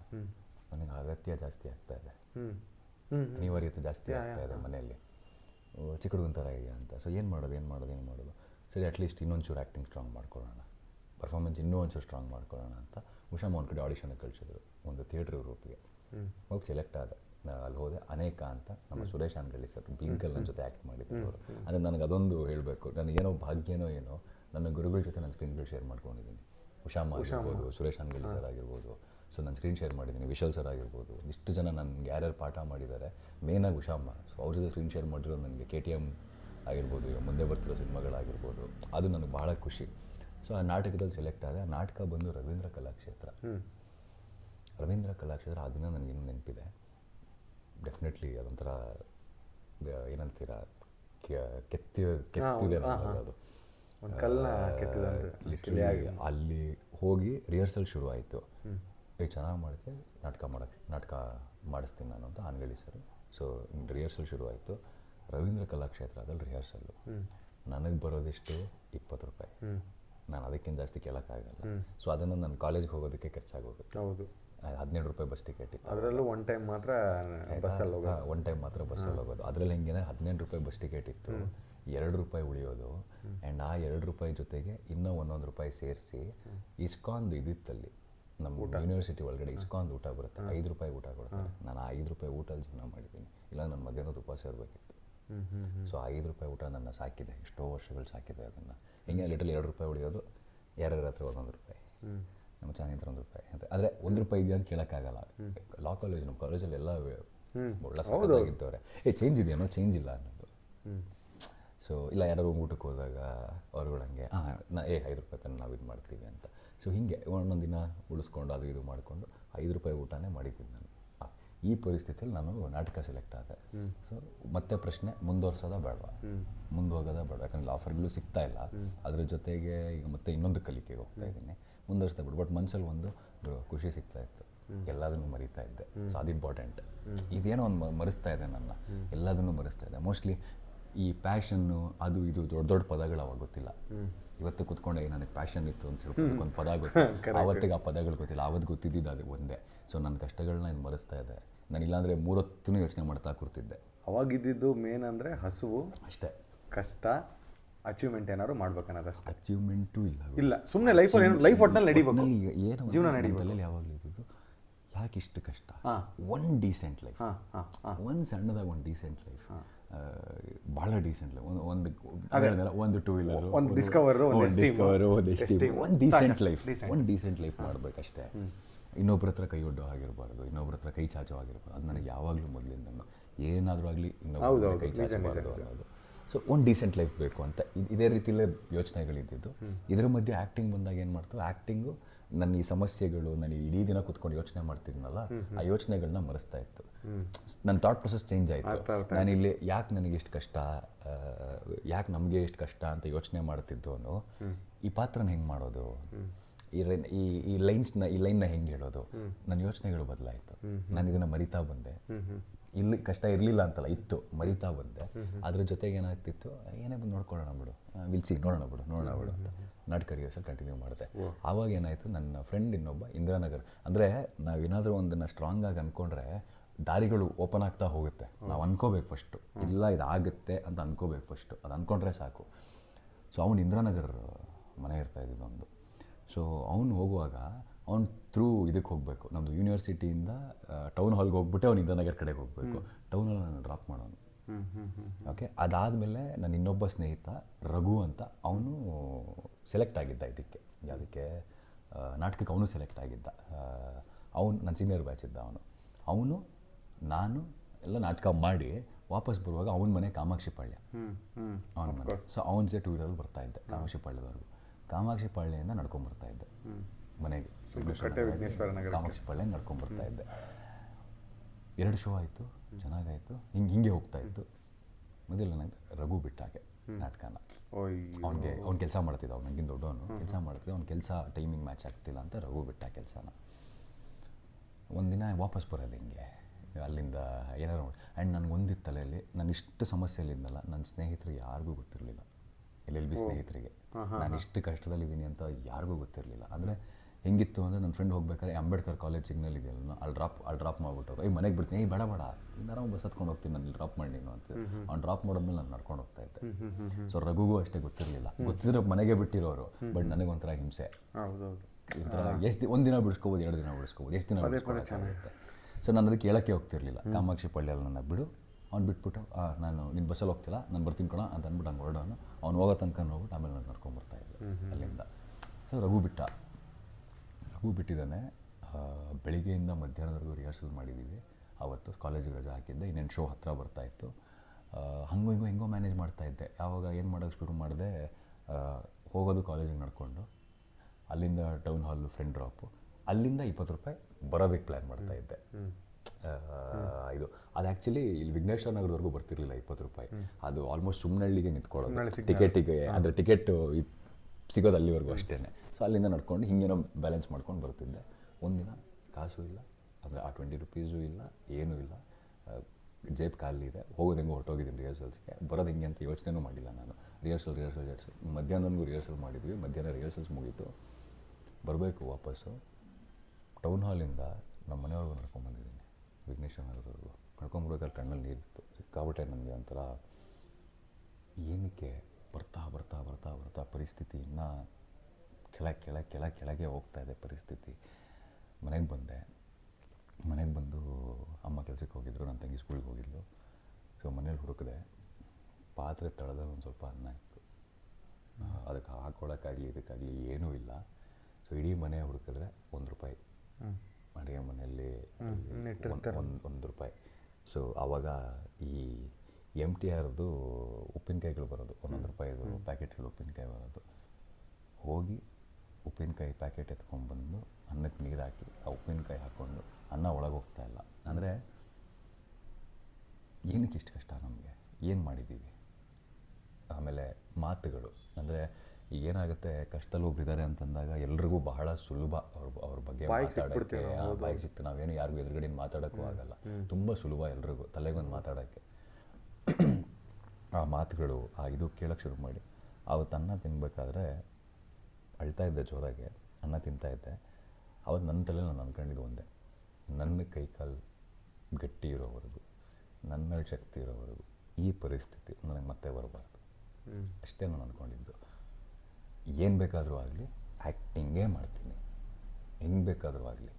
ಸೊ ಸಣ್ಣದಾಗಿ ದುಡಿತೀನಿ, ಬಟ್ ನನ್ನ ಕೈಕಾಲಲ್ಲಿ ಶಕ್ತಿ ಇರೋವರೆಗೂ, ನನ್ನೊಳಗೆ ಶಕ್ತಿ ಇರೋವರೆಗೂ ನನಗೆ ಮತ್ತೆ ಈ ಪರಿಸ್ಥಿತಿ ಬರಬಾರ್ದು. ಅಷ್ಟೇ ನನ್ನ ತಲೆ ಕೊಡ್ತಾ ಇದ್ದಿದ್ದು.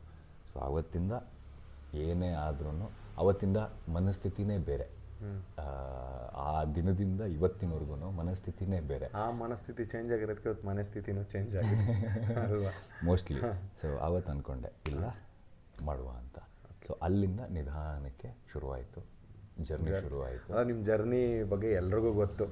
ಈಗ ನಾನು ಗೊತ್ತಿಲ್ಲದಿರೋ ಜರ್ನಿ ಬಗ್ಗೆ ಕೇಳಿದಾಗ ಒಂದು ಖುಷಿಯಾಗಿದೆ ಏನಂದರೆ, ಕಂಟಿನ್ಯೂ ಮಾಡೋಣ. ಈಗ ನೆಕ್ಸ್ಟು ಬೇರೆ ಕಡೆ ಹೋಗೋದಿದೆ. ಹಾನೆಸ್ಟಾಗಿ ಹೇಳ್ತೀನಿ, ನೋಡಿದ್ರಲ್ಲ ದೀಕ್ಷಿತ್ ಅವರು ಆ ಒಂದು ನಿರ್ಧಾರ ಮಾಡಿರಲಿಲ್ಲ ಅಂದರೆ, ಈಗ ಸುಮಾರು ಜನ ಸ್ಟ್ರಗಲ್ ಪಡ್ತಾ ಇರ್ತಾರೆ. ಕೆಲವೊಬ್ಬರು ಏನೋ ಕಷ್ಟ ಅಂದ ತಕ್ಷಣವೇ ಹಿಂದೆ ಬಂದುಬಿಡ್ತಾರೆ, ಆಗಲ್ಲ ಬಿಡಪ್ಪ ನನ್ನ ಕೈಯಲ್ಲಿ, ಏನೋ ಒಂದು ಮಾಡಲ್ಲ. ಇವತ್ತು ನೋಡಿ, ಇವರು LLB ಸ್ಟೂಡೆಂಟ್ ಆಗಿ, ಲಾ ಸ್ಟೂಡೆಂಟ್ ಆಗಿ ಆ್ಯಕ್ಟಿಂಗ್ ಅನ್ನೋ ಒಂದು ಪ್ರೊಫೆಷನ್ನ ಚೂಸ್ ಮಾಡ್ಕೊಂಡಿದ್ದು ಅವ್ರ ಕಷ್ಟ ಆಗಿರ್ಬೋದು, ಅವ್ರ ಪ್ಯಾಷನ್ನು ಆಗಿರ್ಬೋದು. ಇವಾಗ ಸುಮಾರು ಜನ ನನ್ನ ಪ್ಯಾಷನ್ ಇತ್ತು, ಅದಿತ್ತು ಇದಿತ್ತು ಅಂತ ಹೇಳ್ತಾರೆ, ಬಟ್ ನನಗೆ ಅನಿವಾರ್ಯತೆ ಇತ್ತು. ಅವ್ರು ಹೇಳ್ದಂಗೆ ಅನಿವಾರ್ಯತೆ ಇತ್ತು ಅಂತ ಹೇಳಿದ್ರಲ್ಲ.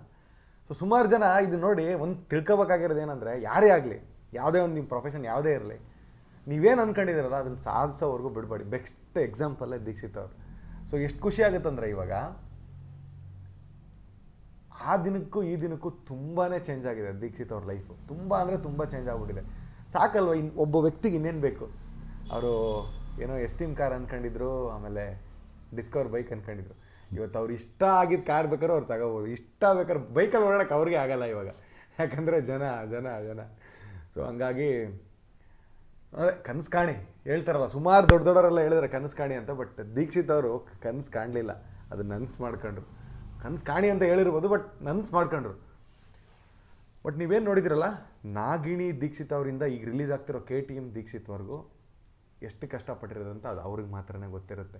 ಸೊ ನಾವು ಕೆಲವೊಬ್ಬರು ಸುಮಾರು ಹೇಳ್ಬಿಡ್ಬೋದು, ಏನೋ ಸುಮ್ಮನೆ ಬಂದ್ಬಿಟ್ಟಿದ್ದಾರೆ, ಹಂಗೆ ಬಂದ್ಬಿಟ್ಟಿದ್ದಾರೆ. ಈಗ ಸೀರಿಯಲ್ ಆದ ತಕ್ಷಣ ದುಡ್ಡಿರೋರ ಮಕ್ಕಳು ಈಗ ಯಾರೋ ಪ್ರೊಡ್ಯೂಸರ್ಗೆ ದುಡ್ಡು ಕೊಟ್ಬಿಟ್ಟು ಸೀರಿಯಲ್ ಸೇರ್ಕೊಂಡ್ಬಿಡ್ತಾರೆ. ಈಗ ಡಿ ಕಡೆಯಲ್ಲಿ ಹೋಗ್ಬಿಟ್ರೆ ಸುಮ್ಮನೆ ಅದು ಜನಗಳು ಮೈಂಡ್ ಸೆಟ್ ಹೆಂಗೆ ಹೋಗ್ಬಿಟ್ಟಿದೆ ಅಂದರೆ, ಓಕೆ ಈ ಡಿ ಕಡೆಯಲ್ಲಿ ಇರುತ್ತೆ, ಓಕೆ ಇವರು ಗಿಡ್ಜಸ್ಗೆಲ್ಲ ಚೆನ್ನಾಗಿ ವಿಕೆಟ್ ಇಟ್ಕೊಂಡು ವಿನ್ ಆಗಿಬಿಡ್ತಾರೆ. ಅದೆಲ್ಲ ಅಲ್ವೇ ಅಲ್ಲ. ಈಗ ದೀಕ್ಷಿತ್ ಅವ್ರಿಗೆ ಏನಿತ್ತಪ್ಪ, ಈಗ ಸುಮ್ಮನೆ ನಾನು ಹೇಳೋದು, ಅವ್ರು ಸೀರಿಯಲ್ಗೆ ಹೋಗೋ ಅಂತ ಏನು ಪ್ರೊಡ್ಯೂಸರ್ಗೆ ಕಾಸು ಕೊಡೋಷ್ಟು ಕಾಸಿಸ್ತ. ಉಷಾ ಮೇಡಮ್ ಅವ್ರಿಗೆ 3 ಇನ್ಸ್ಟಾಲ್ಮೆಂಟಲ್ಲಿ ಒಂದೇ ಒಂದು ಇನ್ಸ್ಟಾಲ್ಮೆಂಟ್ನ ಕಟ್ಟಿ ಆ್ಯಕ್ಟಿಂಗ್ ಕ್ಲಾಸಿಗೆ ಸೇರ್ಕೊಂಡಂಥವ್ರು, ರವೀಂದ್ರ ಕಲಾಕ್ಷೇತ್ರದಿಂದ ಸುಂಕದ ಕಟ್ಟೆವರೆಗೂ ನಡ್ಕೊಂಬಂದಂಥವ್ರು.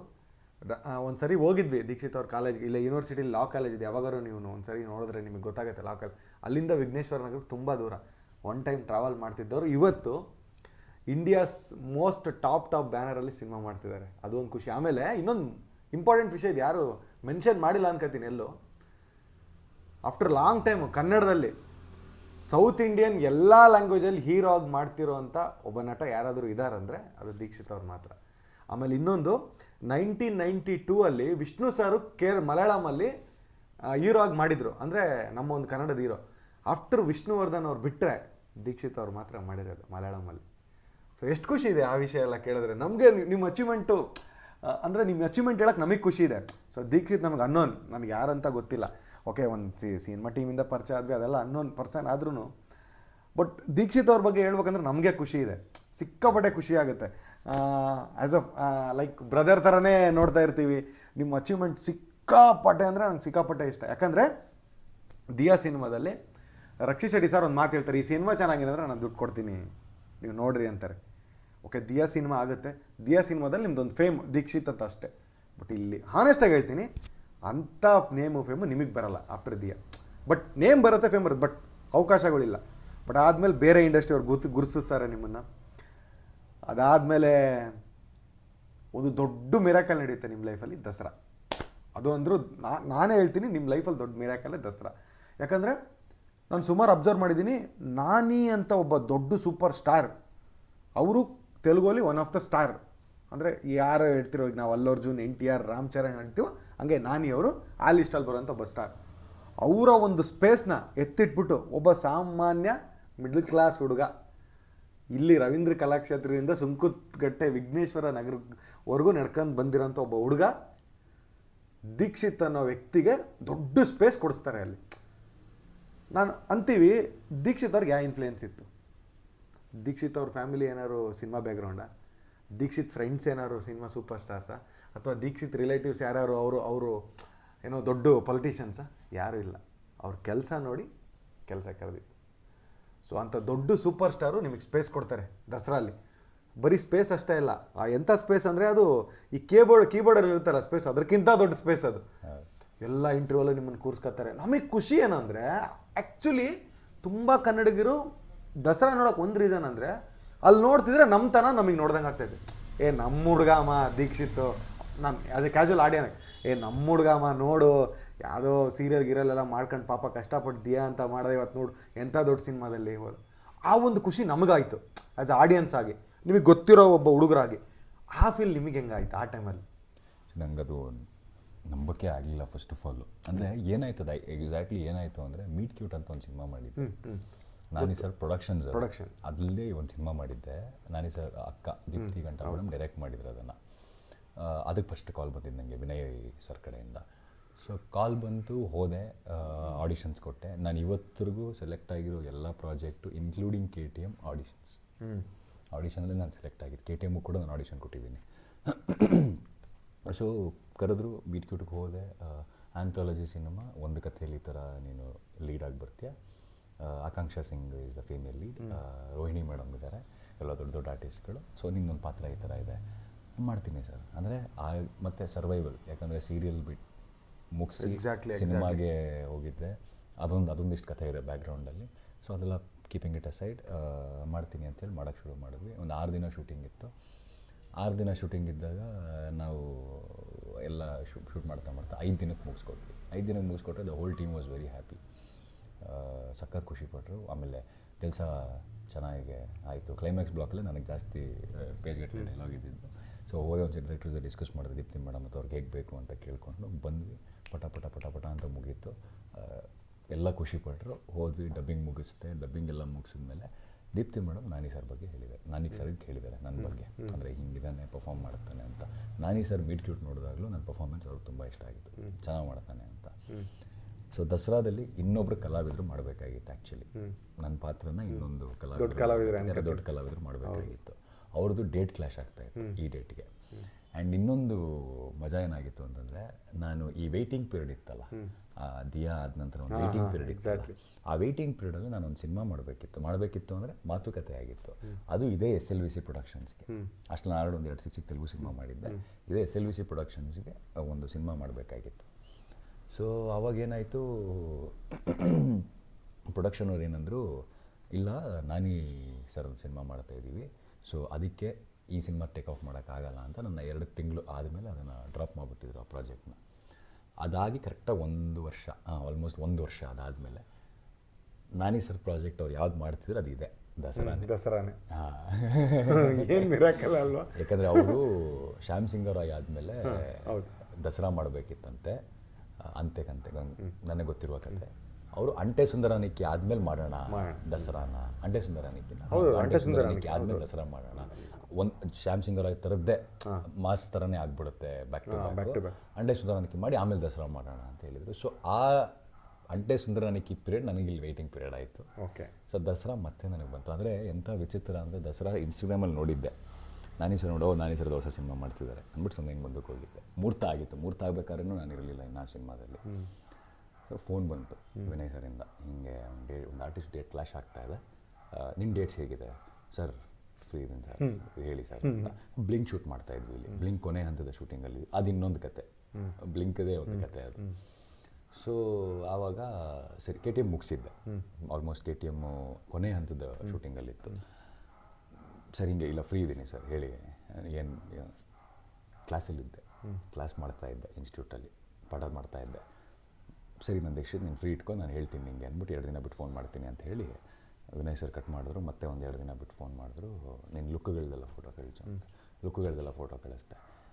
ದೀಕ್ಷಿತ್ ಇಲ್ಲ ನೀನು ಲುಕ್ ವೈಸು ಸ್ವಲ್ಪ ಆ ಪಾತ್ರಕ್ಕೆ ಸಣ್ಣ ಒಂಥರ ಕಾಣ್ಬೋದು, ಅಷ್ಟು ರಾ ಆಗಲ್ಲ. ನಾನಿ ಸರ್ ದೀಕ್ಷಿತ್ ಹೆಂಗೆ ಮಾಡ್ತಾನೆ ಅಂತ ಅಂತಿದ್ದಾರೆ. ತುಂಬ ಚಾಕ್ಲೇಟ್ ಬಾಯ್ ಥರ ಕಾಣ್ತಾನೆ. ಹೌದೌದು. ಸೊ ದಸರಾ ಅಂದರೆ ಒಂದು ಬೇರೆ ಥರದ್ದೇ ಅವ್ರದ್ದು ಹೆಂಗೆ ಮಾಡ್ತಾನೆ. ಸೊ ಕಟ್ ಮಾಡಿದ್ರೆ ನಾನು KTM ಗಡ್ಡ ಮತ್ತು ಕೂದಲು ಬಿಟ್ಟಿದ್ದೆ. ಕರೆಕ್ಟ್. ಅದ್ರದ್ದು ಒಂದಿಷ್ಟು ಫೋಟೋಸ್ ಇತ್ತು ನನ್ನ ಹತ್ರ. ಆ ಫೋಟೋಸ್ ಕಳಿಸ್ದೆ, ಗಡ್ಡ ಕೂದಲು ಬಿಟ್ರೆ ಹಿಂಗೆ ಕಾಣ್ತೀನಿ ನಾನು ಅಂತ. ಅದನ್ನು ನೋಡ್ತಿದ್ದಂಗೆ ನಾನೇ ಸರ್ ಮಾಡ್ಬೋದು ಅವನು ಹಿಂಗೆ ಕಾಣ್ತಾನೆ ಗಡ್ಡ ಕೂದಲು ಬಿಟ್ರೆ ಮಾಡ್ಬೋದು ಇದನ್ನು ಅಂತಂದು. ಅಲ್ಲೊಂದಿಷ್ಟು ಚಾಲೆಂಜಸ್ ಇತ್ತು ಪ್ರೊಡಕ್ಷನ್ ಹೌಸ್ಗೂ ಮತ್ತು ಡೈರೆಕ್ಟ್ರಿಗೂ. ಅಫ್ಕೋರ್ಸ್ ಒಂದು ಅಷ್ಟು ದೊಡ್ಡ ಸಿನಿಮಾದಲ್ಲಿ ಒಂದು ಕೀ ರೋಲ್ ಕೊಡಬೇಕಾದ್ರೆ ಡೆಫಿನೆಟ್ಲಿ ಅದು ಆಲ್ಮೋಸ್ಟ್ ಫಸ್ಟ್ ಆಫ್ ಎಲ್ಲ ನಿಮ್ಮ ಮೇಲೇ ಹೋಗುತ್ತೆ ಆಲ್ಮೋಸ್ಟ್. ಅದೆಲ್ಲ ಇವಾಗ ಗೊತ್ತಿರೋದು, ಅವಾಗ ಅದೆಲ್ಲ ಏನೂ ಗೊತ್ತಿಲ್ಲ. ಒಂದು ಫ್ರೆಂಡ್ ಪಾತ್ರ, ಸರಿ ಯಾವುದೋ ಒಂದು ಪಾತ್ರ, ಒಂದು ಫ್ರೆಂಡ್ ಪಾತ್ರ, ಸರಿ ಮಾಡ್ತೀನಿ ಅಂತ. ಪ್ರೊಡಕ್ಷನ್ ಹೌಸು ಯಾಕೆ ಏನು ಹೂ ಇಸ್ ದೀಕ್ಷಿತ್ ಇದ್ದೇ ಇರುತ್ತೆ ಡೆಫಿನೆಟ್ಲಿ. ಇಂಡಿಯನ್ ಸಿನಿಮಾ ನಾನಿ ಸರ್ ಕರಿಯರಲ್ಲೇ ತುಂಬಾ ದೊಡ್ಡ ಬಜೆಟ್ ಸಿನಿಮಾ ಆ್ಯಂಡ್ ಇದೆಲ್ಲ ಒಬ್ಬ ಕೀ ರೋಲ್ ಮಾಡೋದು ಯಾರು ಹೌದೌದು ಅವರು as a business point of view ಅವ್ರು ಬಿಸ್ನೆಸ್ಸು ಮತ್ತು ಎಂಡ್ ಆಫ್ ದ ಡೇ ಪರ್ಫಾರ್ಮೆನ್ಸೂ ಕೂಡ ಒಂದೊಂದು ಪಾತ್ರವನ್ನು ಮಾಡಿದ್ದೀನಿ. ಆ್ಯಂಡ್ ಅದು ಎಲ್ಲ ಸಾಫ್ಟ್ ಪಾತ್ರಗಳನ್ನ ಎಕ್ಸಾಕ್ಟ್ಲಿ. ನಾವು ನಿಮಗೆ ದಸರಾ ನೋಡಿದ್ರೆ ಕೀರ್ತಿ ಸುರೇಶ್ ಅಂತ ಸೂಪರ್ ಸ್ಟಾರ್ ಅವರು ಮೇಡಮ್, ಅವ್ರು ಪ್ರೀವಿಯಸ್ಲಿ ಮಹಾನಟಿ ಅಂತ ಒಂದು ಬ್ಲಾಕ್ ಬಸ್ಟರ್ ಸಿನಿಮಾ ತೆಲುಗಲ್ಲೇ ಕೊಟ್ಟಿರ್ತಾರೆ. ನಾನಿ ಸರು ಮಲಯಾಳಮಿಂದ ಆ್ಯಕ್ಟ್ರು. ಸೊ ಆಲ್ಮೋಸ್ಟ್ ಎಲ್ಲರೂ ಅಲ್ಲಿ ತುಂಬ ದೊಡ್ಡವರೇ ಆ ಕ್ಯಾನ್ವಾಸ್. ಅಲ್ಲಿ ಒಂದು ಮಾತು ನೆನಪಾಗಿದೆ, ನಾನು ವಿನಯ್ ಸರ್ನ ನೆನಪಿಸ್ಬೇಕು. ಅಂದರೆ ಕೆಲವು ಸತಿ ಏನಾಗುತ್ತೆ, ನಾವು ಏನೋ ಒಂದು ಆದಮೇಲೆ ನಮ್ಮನ್ನ ಗುರುತಿಸೋದು ಸಹಜ. ಓ ಇವನ ಹತ್ರ ಈ ಥರ ಪಾತ್ರ. ಹೌದೌದು, ನಿಜ ನಿಜ ನಿಜ. ಆದರೆ ನಾವು ಏನು ಆಗೋಕ್ಕಿಂತ ಮುಂಚೆ ಇವನ ಹತ್ರ ಈ ಕ್ಯಾಲಿಬರ್ ಇದೆ, ಇವನ ಹತ್ರ ಈ ಪಾತ್ರ ಮಾಡಿಸೋದು ಹಿಂಗೆ ಮಾಡ್ತಾನೆ ಅನ್ನೋದಿದೆಯಲ್ಲ, ಅದು ನೋಡೋದಿದೆಯಲ್ಲ, ಅದು ಕೆಲವು ವ್ಯಕ್ತಿಗಳಿಂದ ಮಾತ್ರ ಸಾಧ್ಯ. ಸೊ ನಾನು ಆ ಕ್ರೆಡಿಟ್ನ ನಮ್ಮ ಅಶೋಕ್ ಸರು, ನಮ್ಮ ವಿನಯ್ ಸರು, ನಮ್ಮ ಅರುಣ್ ಸರ್ ಕೊಡ್ತೀನಿ ಆ ಕ್ರೆಡಿಟ್ನ. ಯಾಕೆ ಅಂದರೆ ನಾವೇನೋ ಆಗೋಕ್ಕಿಂತ ಮುಂಚೆನೇ ನಮ್ಮನ್ನು ಗುರುತಿಸಿ ಇವ್ರ ಕೈಲಿ ಇದನ್ನು ಮಾಡಿಸ್ಬಹುದು ಅಂತ ಹೇಳೋದಿದೆಯಲ್ಲ, ದಟ್ ಈಸ್ ಎಲ್ರಿಗೂ ಸಿಗಲ್ಲ ಆ ಥರ. ಬಟ್ ನಮ್ಮ ಲೈಫಲ್ಲಿ ಅದೇ you should be right time, right with the right place, right person ಅಂತಾರಲ್ಲ. ಸೊ ಇದು 3 ಆದ್ರೇ ಮ್ಯಾಜಿಕ್ ಆಗೋದು. ಸೊ ಅವರು ನನಗೆ ಅವತ್ತು ನನಗೆ ಇದೆಲ್ಲ ಸಿನಿಮಾ ಆದಮೇಲೆ ಗೊತ್ತಾದಂಥ ಕಥೆಗಳು, ನನ್ನ ಜೊತೆ ಕ್ಲೋಸ್ ಆದಮೇಲೆ ಗೊತ್ತಾದ ಕಥೆಗಳು. ಅವರು ಒಂದು ಮಾತು ಹೇಳಿದ್ರಂತೆ, ಎಲ್ಲ ಸ್ಟಾರ್ಗಳನ್ನ ಕರ್ಕೊಂಬಂದು ಸಿನಿಮಾ ಮಾಡಿ ಇದು ಮಾಡೋದು ಓಕೆ, ನಾವು ಒಂದು ಸ್ಟಾರ್ನ ಕ್ರಿಯೇಟ್ ಮಾಡಬೇಕು. ನಾವು ಮಾಡೋ ಸಿನಿಮಾದಲ್ಲಿ ಒಬ್ಬ ಸ್ಟಾರ್ನಾರು ನಾವು ಕ್ರಿಯೇಟ್ ಮಾಡಬೇಕು. ಸೊ ಆ ಸ್ಟಾರ್ ಆಗೋ ಅಥವಾ ಆ ಇದಾಗುವಂಥ ಪ್ರತಿಯೊಂದು ಶಕ್ತಿನೂ ಅವನಲ್ಲಿದೆ, ಅವನ್ನ ಕರ್ಕೊಂಬಂದು ಮಾಡೋಣ, ಅವ್ನು ಆಗ್ತಾನೆ ಅಂತ. ಸೂಪರ್. ಸೊ ಹಾಗೆಲ್ಲ ಆಮೇಲೆ ಹೋಗಿ ಶೂಟಿಗೆ ಹೋದಾಗ ಒಂದಿಷ್ಟು ಲುಕ್ ಟೆಸ್ಟು, ಆ ಥರ ಟೆಸ್ಟ್, ಈ ಥರ ಟೆಸ್ಟು 2 ದಿನ ಸ್ವಲ್ಪ ಪೆಂಡಿಂಗಲ್ಲೇ ಇಟ್ಟಿದ್ರು. ಅಂದರೆ ನಾನು ಒಂಥರ ಡೈಲಾಮಲ್ಲೇ ಇದ್ದೆ, ಏನು ಅಂತ. ಬಟ್ ನಿಧಾನಕ್ಕೆ ಡ್ಯಾನ್ಸ್ ಮಾಡೋದಕ್ಕೆ ಫಸ್ಟ್ ಡ್ಯಾನ್ಸ್ ಶೂಟ್ ಮಾಡೋಣ, ಧೂಮ್ ಧಾಮ್ ದೋಸ್ತ ಮಾಡೋಣ ಅಂತಾಯಿತು. ಸೊ ಪ್ರೇಮ್ ರಕ್ಷಿತ್ ಮಾಸ್ಟರ್ ಅಂತಾಯಿತು. To be very honest, sorry to say this, but ನಂಗೆ ಪ್ರೇಮ್ ರಕ್ಷಿತ್ ಮಾಸ್ಟರ್ ಯಾರು ಅಂತ ಗೊತ್ತಿರಲಿಲ್ಲ. ಹೌದಾ? ನಾನು ಹೋದೆ, ಯೂಶಲಿ ನಿಮ್ಮ ತೆಲುಗು ಬಗ್ಗೆ ಅಷ್ಟು ಐಡಿಯಾ ಇಲ್ಲ. ನಾನು ಹೋದೆ, ಪ್ರೇಮ್ ರಕ್ಷಿತ್ ಮಾಸ್ಟರ್, ಓಕೆ ಸರಿ ಅಂತ ಅಂದ್ಬಿಟ್ಟು ಹೋಗ್ಬೇಕಾದ್ರೆ ಗೂಗಲ್ ಮಾಡ್ಕೊತಾ ಹೋದೆ ಯಾರು ಪ್ರೇಮ್ ರಕ್ಷಿತ್ ಮಾಸ್ಟರು ಅಂತ. ಆಮೇಲೆ ಗೊತ್ತಾಯಿತು ನಾಟು ಮಾಡಿದವರು. ಹೌದು. ಓ ಶೇಟ್ ಅಂತ ಅಂದ್ಕೊಂಡು ಹೋಗೋರು ಲಂಚ್ ಮಾಡ್ತೀನಪ್ಪ ಅಂದರು. ಮಾಡ್ತೀನಿ ಸರ್ ಅಂದೆ. ಒಂದು ಬಿಟ್ಟನ್ನ ಮಾಡಿ ತೋರಿಸೆ, ಹೇಳ್ಕೊಟ್ರು, ಒಂದು 10 ನಿಮಿಷ ಕಲ್ತ್ಬಿಟ್ಟು ಮಾಡಿದೆ. ಮಾಡ್ತೀಯಾ, ನಾಳೆ ಬಾ. ಅವ್ರಿಗೆ ಮುಂಚೆ ಗೊತ್ತಿರಲಿಲ್ವಾ ನೀವು DKDಲೆಲ್ಲ ಮಾಡಿದ್ದೀರಿ? ಓ ನೀವೆಲ್ಲ ಎಲ್ಲೋ ಏನೂ ಗೊತ್ತಿಲ್ಲ ಅವ್ರಿಗೆ. ಡ್ಯಾನ್ಸ್ ಮಾಡ್ತಾ ಅವ್ರು ಕೇಳಿದ್ರು, ಡ್ಯಾನ್ಸ್ ಮಾಡಿದ್ಯಾ ನೀನು ಮೊದಲು ಅಂತ. ಮಾಡಿದ್ದೀನಿ ಸರ್. ಏನು ಮಾಡಿದ್ದೀನಿ? ರಿಯಾಲಿಟಿ ಶೋ ಮಾಡಿದ್ದೀನಿ, ಒಂದು ರಿಯಾಲಿಟಿ ಶೋ ವಿನ್ ಆಗಿದ್ದೀನಿ ಸರ್. ಓಹೋ ಅದಕ್ಕೆ ಅಂತ ಅಂದ್ಬಿಟ್ಟು ಆಮೇಲೆ ಅವರು ಕೊರಿಯೋಗ್ರಾಫ್ ಒಂದಿಷ್ಟು ಸ್ಟೆಪ್ಸ್ನ ಆ್ಯಡ್ ಮಾಡಿ ಅಲ್ಲಿಂದ ಶುರುವಾಯಿತು. ಟೀಮ್ಗೊಂದು ನನ್ನ ಮೇಲೆ ಕಾನ್ಫಿಡೆನ್ಸ್ ಬರೋದಕ್ಕೆ ಶುರುವಾಯಿತು. ಸೊ ಅಲ್ಲಿಂದ ಪಿಕಪ್ ಆಗ್ತಾ ಹೋಯಿತು. ಟೀಮ್ ತುಂಬ ದೇ ವರ್ ವೆರಿ ಹ್ಯಾಪಿ. ಒಂದು ಖುಷಿ ಆಗೋದೇನು ಅಂದರೆ ಇವತ್ತು ಅದೇ ದಸರಾ ಪ್ರೊಡಕ್ಷನ್ಸ್ಗೆ ನಾನು ಲೀಡಾಗಿ ಇನ್ನೊಂದು ಸಿನಿಮಾ ಮಾಡ್ತಾಯಿದ್ದೀನಿ. Very nice. ಮೊನ್ನೆ ಅನೌನ್ಸ್ ಮಾಡಿದ್ವಿ. So producer were happy, director ತುಂಬ ಖುಷಿಯಾಗಿದ್ದರು. ನನಗೆ ನಾನು ಏನು ಬರೆದಿದ್ದೆ ಆ ಪಾತ್ರ ನನಗೆ ಬರ್ತಾಯಿದೆ ಅಂತ. ನಾನೀ ಸರ್ ಎಲ್ಲ ಕಡೆ ಒಂದು ಮಧ್ಯಪ್ರದೇಶ ಹೋಗಿದ್ವಿ ಶೂಟಿಂಗಿಗೆ. ಅಲ್ಲಿ ನಾನಿ ಸರ್ಗೆಲ್ಲ ಅವರು ಡಬ್ಬಿಂಗ್ ಸಿನಿಮಾಗಳು ನೋಡೇ ಒಂದು ಸತಿ ಹಿಂಗೆ ನನ್ನ ಕಡೆ ನೋಡ್ಬಿಟ್ಟು ಹಿಂಗೆ ಯಾರಿಗೆ ಟ್ರೈನಲ್ಲಿ ಶೂಟ್ ಮಾಡ್ತಾಯಿದ್ವಿ ನಾವು train sequence opening train sequence ಚೆನ್ನಾಗಿ ನೋಡೋರು ಇದು ಮಾಡಿ ಯಾಕಂದ್ರೆ ಇಬ್ಬರು ಒಟ್ಟಿಗೆ ಇದ್ದೀವಿ ಒಟ್ಟಿಗೆ ಓಡ್ತೀವಿ ಒಟ್ಟಿಗೆ ಇದ್ದೀವಿ ಸೊ ಇವನು ಯಾರು ಅಂತ ಎಲ್ರಿಗೂ ನಾನಿ ಸರು ನನ್ನ ಪಕ್ಕದಲ್ಲಿ ಹಿಂಗೆ ಹೆಗ್ಲ ಮೇಲೆ ಹಿಂಗೆ ಕೈ ಹಾಕೊಂಡ್ಬಿಟ್ಟು ಇವನು ನೀವು ನೋಡ್ತಾ ಇರಿ ಈ ಸಿನಿಮಾ ಆದಮೇಲೆ ಇವನು ಏನಾಗ್ತಾನೆ ಇವನು ಹಿ ಹ್ಯಾಸ್ ಕಿಲ್ಡ್ ಇಟ್ ಪ್ರತಿ ಸೀನೂ ತಿನ್ಕೊಂಬಿಟ್ಟಿದೆ ನೀವು ನೋಡ್ಬೇಕು ನೀವು ಅಂತ ಆಡಿಯನ್ಸಿಗೆ ಹೇಳೋರು. ಅಂದರೆ ಮಧ್ಯಪ್ರದೇಶ ಆಡಿಯನ್ಸ್ಗೆ ಹೇಳೋರು ಕೆಲವು ಸತಿ ಮಧ್ಯದಲ್ಲಿ ಕರೆದುಬಿಟ್ಟು ಅವಾಗ ಅನಿಸೋದು ಏನು ಮಾಡಿದ್ದೀವಿ ಇವರು ಸಿಗೋದಕ್ಕೆ ಬ್ಲೆಸ್ಡ್ ಅಷ್ಟೇ. ಏನಂದರೆ ಪ್ರತಿ ಸತಿ ಪಾತ್ರ ಮಾಡುವಾಗಲೂ ಬಹಳ ಪ್ರಾಮಾಣಿಕವಾಗಿ ಶ್ರದ್ಧೆಯಿಂದ ಮಾಡ್ತೀನಿ. ಸೊ ಮೋಸ್ಟ್ಲಿ ಅದು ಇವತ್ತು ಇಲ್ಲಿವರೆಗೂ ಕರ್ಕೊಂಬಂದುಬಿಟ್ಟಿದೆ ಅಂತ ಅಷ್ಟೇ. ಬಿಟ್ಟರೆ ಅದೆಲ್ಲ ಮ್ಯಾಜಿಕ್ ಅದು. ನಾನೇನೋ ಮಾಡಿದೆ ಅದೇನೋ ಮಾಡಿದೆ ಅಲ್ಲ. ಪ್ರಾಬಬ್ಲಿ ಸಣ್ಣದಾಗಿ ನಮ್ಮ ಜರ್ನಿಯಲ್ಲಿ ಒಬ್ಬೊಬ್ರು ಸಿಗ್ತಾರೆ. ಅವ್ರು ನಮ್ಮನ್ನು ನಾವು ಪ್ರಾಮಾಣಿಕವಾಗಿದ್ದರೆ ಸತ್ಯವಾಗಿದ್ದರೆ ನಮ್ಮನ್ನು ಕೈ ಹಿಡಿದಿರ್ತಾರೆ. ಹಿಂಗೆ ಒಂದು ಹೆಜ್ಜೆ ಎತ್ಬಿಟ್ಟು ನಿಲ್ಲಿಸ್ಬಿಟ್ಟು ಅವ್ರು ಮುಂದೆ ಕೊಟ್ಟೋಗ್ತಾರೆ. ಈ ಮಾತು ನಿಜವಾಗ್ಲೂ ನಿಜ. ಯಾಕಂದರೆ MTR ₹1 ಉಪ್ಪಿನಕಾಯಿಯಿಂದ ಹಿಡಿದು ಇವತ್ತು ನಾನಿ ಅಂತ ಒಬ್ಬ ಸೂಪರ್ ಸ್ಟಾರು ನಿಮ್ಮ ಬಗ್ಗೆ ಅವರು ಒಂದು ಹೋಪ್ ಜನಗಳಿಗೆ ಕೊಡ್ತಾರೆ. ಇಲ್ಲ ಏನೋ ಒಂದು ಆಗ್ತಾರೆ. ಸೀರಿಯಸ್ಲಿ ನಮ್ಗೆ ತುಂಬ ಖುಷಿ ಇದೆ ಅವರು ಆ ವಿಚಾರದಲ್ಲಿ. ಆ ಜರ್ನಿಯಿಂದ ಇವಾಗ KTMಗೆ ಬಂದ್ವಿ. KTMಲ್ಲಿ ಸುಮಾರು ಜನ ಹೇಳ್ತಾರೆ ಟ್ರೈಲರ್ ನೋಡಿದವರು. ಆ್ಯಕ್ಚುಲಿ ನಿನ್ನೆ ಒಂದು ಸರಳ ಪ್ರೇಮಕತೆ ಪ್ರೀಮಿಯರ್ ಶೋ ಅಲ್ಲಿ KTM ಪ್ಲೇ ಆಗಿದೆ. ಜಡೇ ಸರ್ ಫೋನ್ ಮಾಡಿದರು. ನೆನ್ನೆ ಫೋನ್ ಮಾಡಿದ್ವಿ ಜಡೇ ಸರ್ಗೆ. ಆ್ಯಕ್ಚುಲಿ ಎತ್ತಿರಲಿಲ್ಲ. ಫೋನ್ ಮಾಡಿಬಿಟ್ಟು ರಘು KTM ಯಾವಾಗ ಪ್ರೀಮಿಯರ್ ಶೋ ಅದೇ ಅಂತಾರೆ. ಹೌದು ಸರಿ ಬರೋಕ್ಕಾಗಿಲ್ಲ, ಇದು ಸಾರಿ ನಾನು ನೆನ್ನೆ ಮಾತಾಡೋಕ್ಕಾಗಿಲ್ಲ, ಸಿನಿಮಾದಲ್ಲಿದ್ದೆ. ಹಾಕಿದ್ರಪ್ಪ ಟೀಸರ್ ಹಾಕಿದ್ರು, ನಾನು ಟ್ರೈಲರ್ ನೋಡಿದೆ, ಟೀಸರ್ ನೋಡಿಲ್ಲ. ಟೀಸರೇ ಎಷ್ಟು ಚೆನ್ನಾಗೈತಲ್ಲಪ್ಪ, ನಾನು ಟೀಸರ್ ನೋಡೇ ಇರಲಿಲ್ಲ. ಇಲ್ಲ ಸರ್ ಅರೌಂಡ್ 1 ಇಯರ್ ಆಯ್ತು ಟೀಸರ್ ಬಿಟ್ಟು ನೀವು. ಸೂಪರಾಗೈತೆ ರಘು, ನಾಳೆ ಮಾತ್ರ ನಾನು ಮಿಸ್ ಮಾಡಲ್ಲ ಅಂತ ಅಂದರು. ಸೊ ನಿನ್ನೆ ಆಲ್ಮೋಸ್ಟ್ ಎಲ್ಲ ಸೆಲೆಬ್ರಿಟಿಗಳು ಇದ್ರಂತೆ, ಎಲ್ಲರೂ ನೋಡ್ತಿದ್ದಾರಂತೆ. ಓ ದೀಕ್ಷಿತ್ ಇವತ್ತು ಎಂಟೈರ್ ಇಂಡಸ್ಟ್ರಿ ದೀಕ್ಷಿತ್ ಅವ್ರನ್ನ ರೆಕಗ್ನೈಸ್ ಮಾಡ್ತಿದೆ. ದೀಕ್ಷಿತ್ ಅಂದ ತಕ್ಷಣ ದೀಕ್ಷಿತ್ ಹೇಳಿ. ಆ ಒಂದು ಎಷ್ಟು ಖುಷಿ ಇದೆ. ಮುಂಚೆ ನಾನು ನಿಮ್ಮನ್ನು ಸುಮಾರು ಕಡೆ ನೋಡಿದ್ದು ಒಂದು ರಿಯಾಲಿಟಿ ಶೋ, ಆಮೇಲೆ ನಟ ಸಾರ್ವಭೌಮ ಟೈಮಲ್ಲಿ ಡ್ಯಾನ್ಸ್ ಮಾಡಿದ್ರಿ.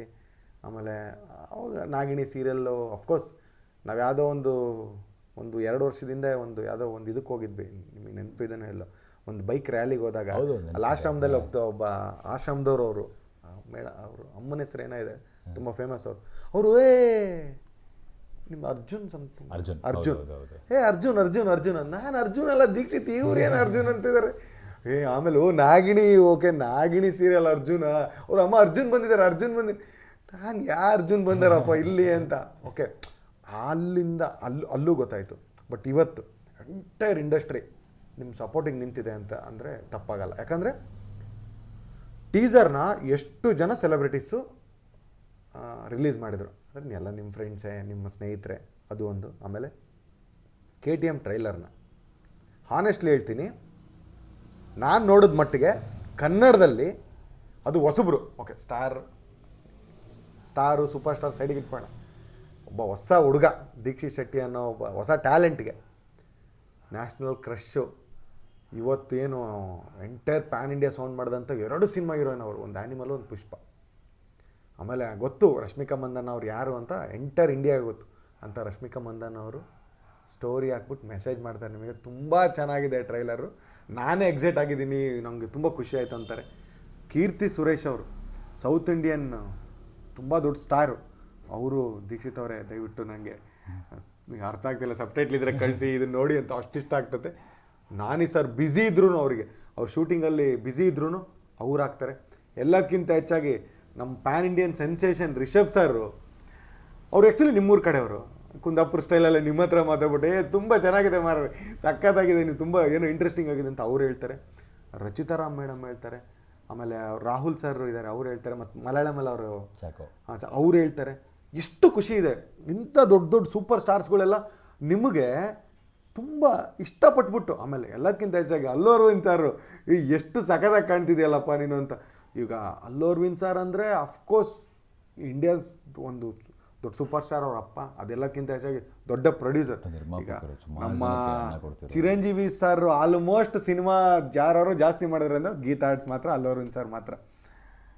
ಅಂತ ಒಬ್ಬ ಅಲ್ಲು ಅರವಿಂದ್ ಸರ್ ನಿಮಗೆ ಹೇಳ್ತಾರೆ, ದೀಕ್ಷಿತ್ ನೀನು ತುಂಬ ಚೆನ್ನಾಗಿ ಕಾಣ್ತಾರೆ, ನಿಂಗೆ ತುಂಬ ಇಷ್ಟ, ನೀನು ಸಖತ್ತಾಗಿ ಮಾಡ್ತೀಯ. ಇಷ್ಟು ಜನದ ಕಾಂಪ್ಲಿಮೆಂಟು ದೀಕ್ಷಿತ್ ಅವ್ರು ಯಾವ ಥರ ತಗೋತಾ ಇದ್ದಾರೆ, ಅದೇನು ಅನಿಸ್ತಿದೆ ದೀಕ್ಷಿತ್ ಅವರು?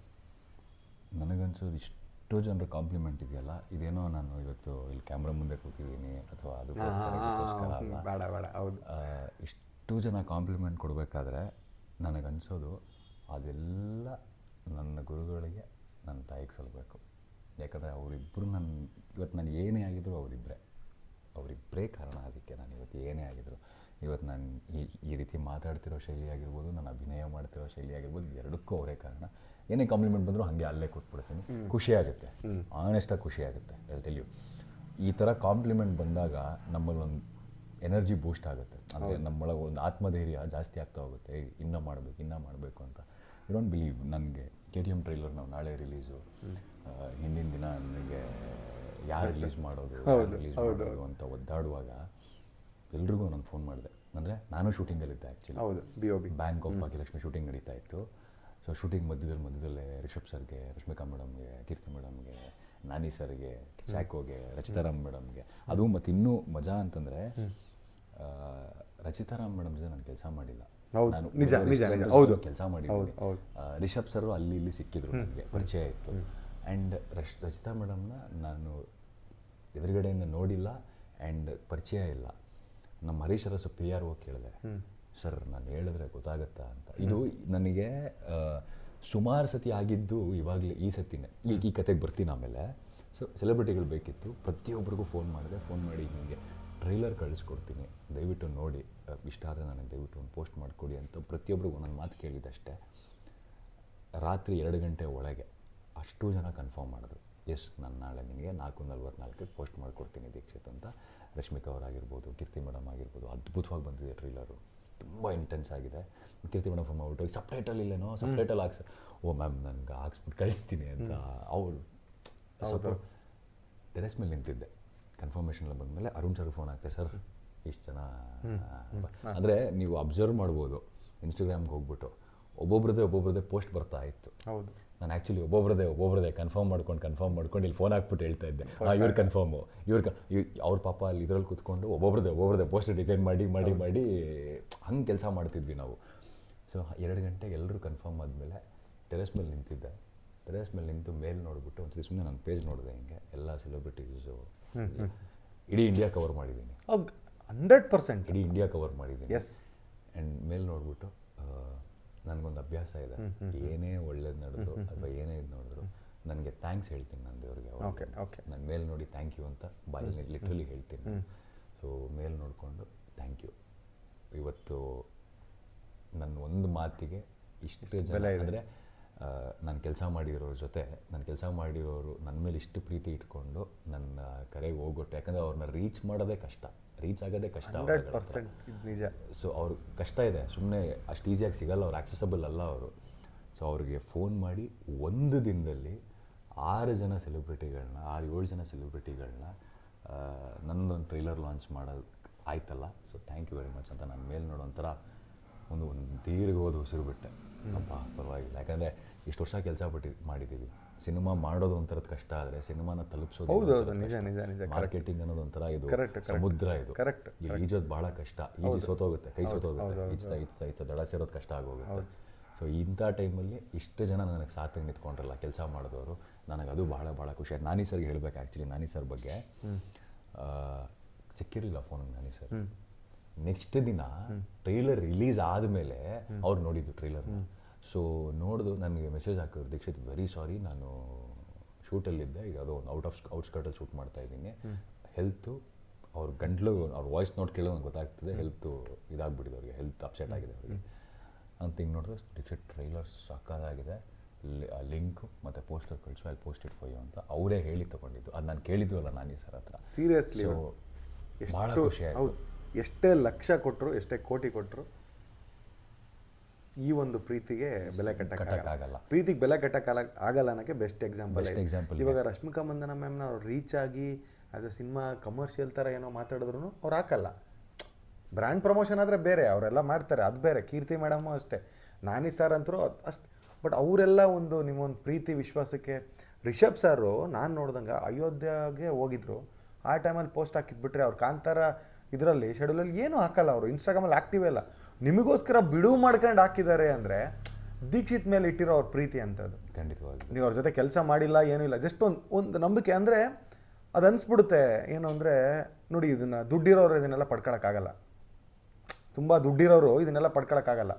ಇವತ್ತು ನಿಮ್ಮ ಪಕ್ಕ ಒಬ್ಬ ಸಾವಿರಾರು ಕೋಟಿಗಿರೋನು ಹೋದ್ರೆ ಗೊತ್ತಾಗಲ್ಲ, ದೀಕ್ಷಿತ್ ಅಂತಾರೆ.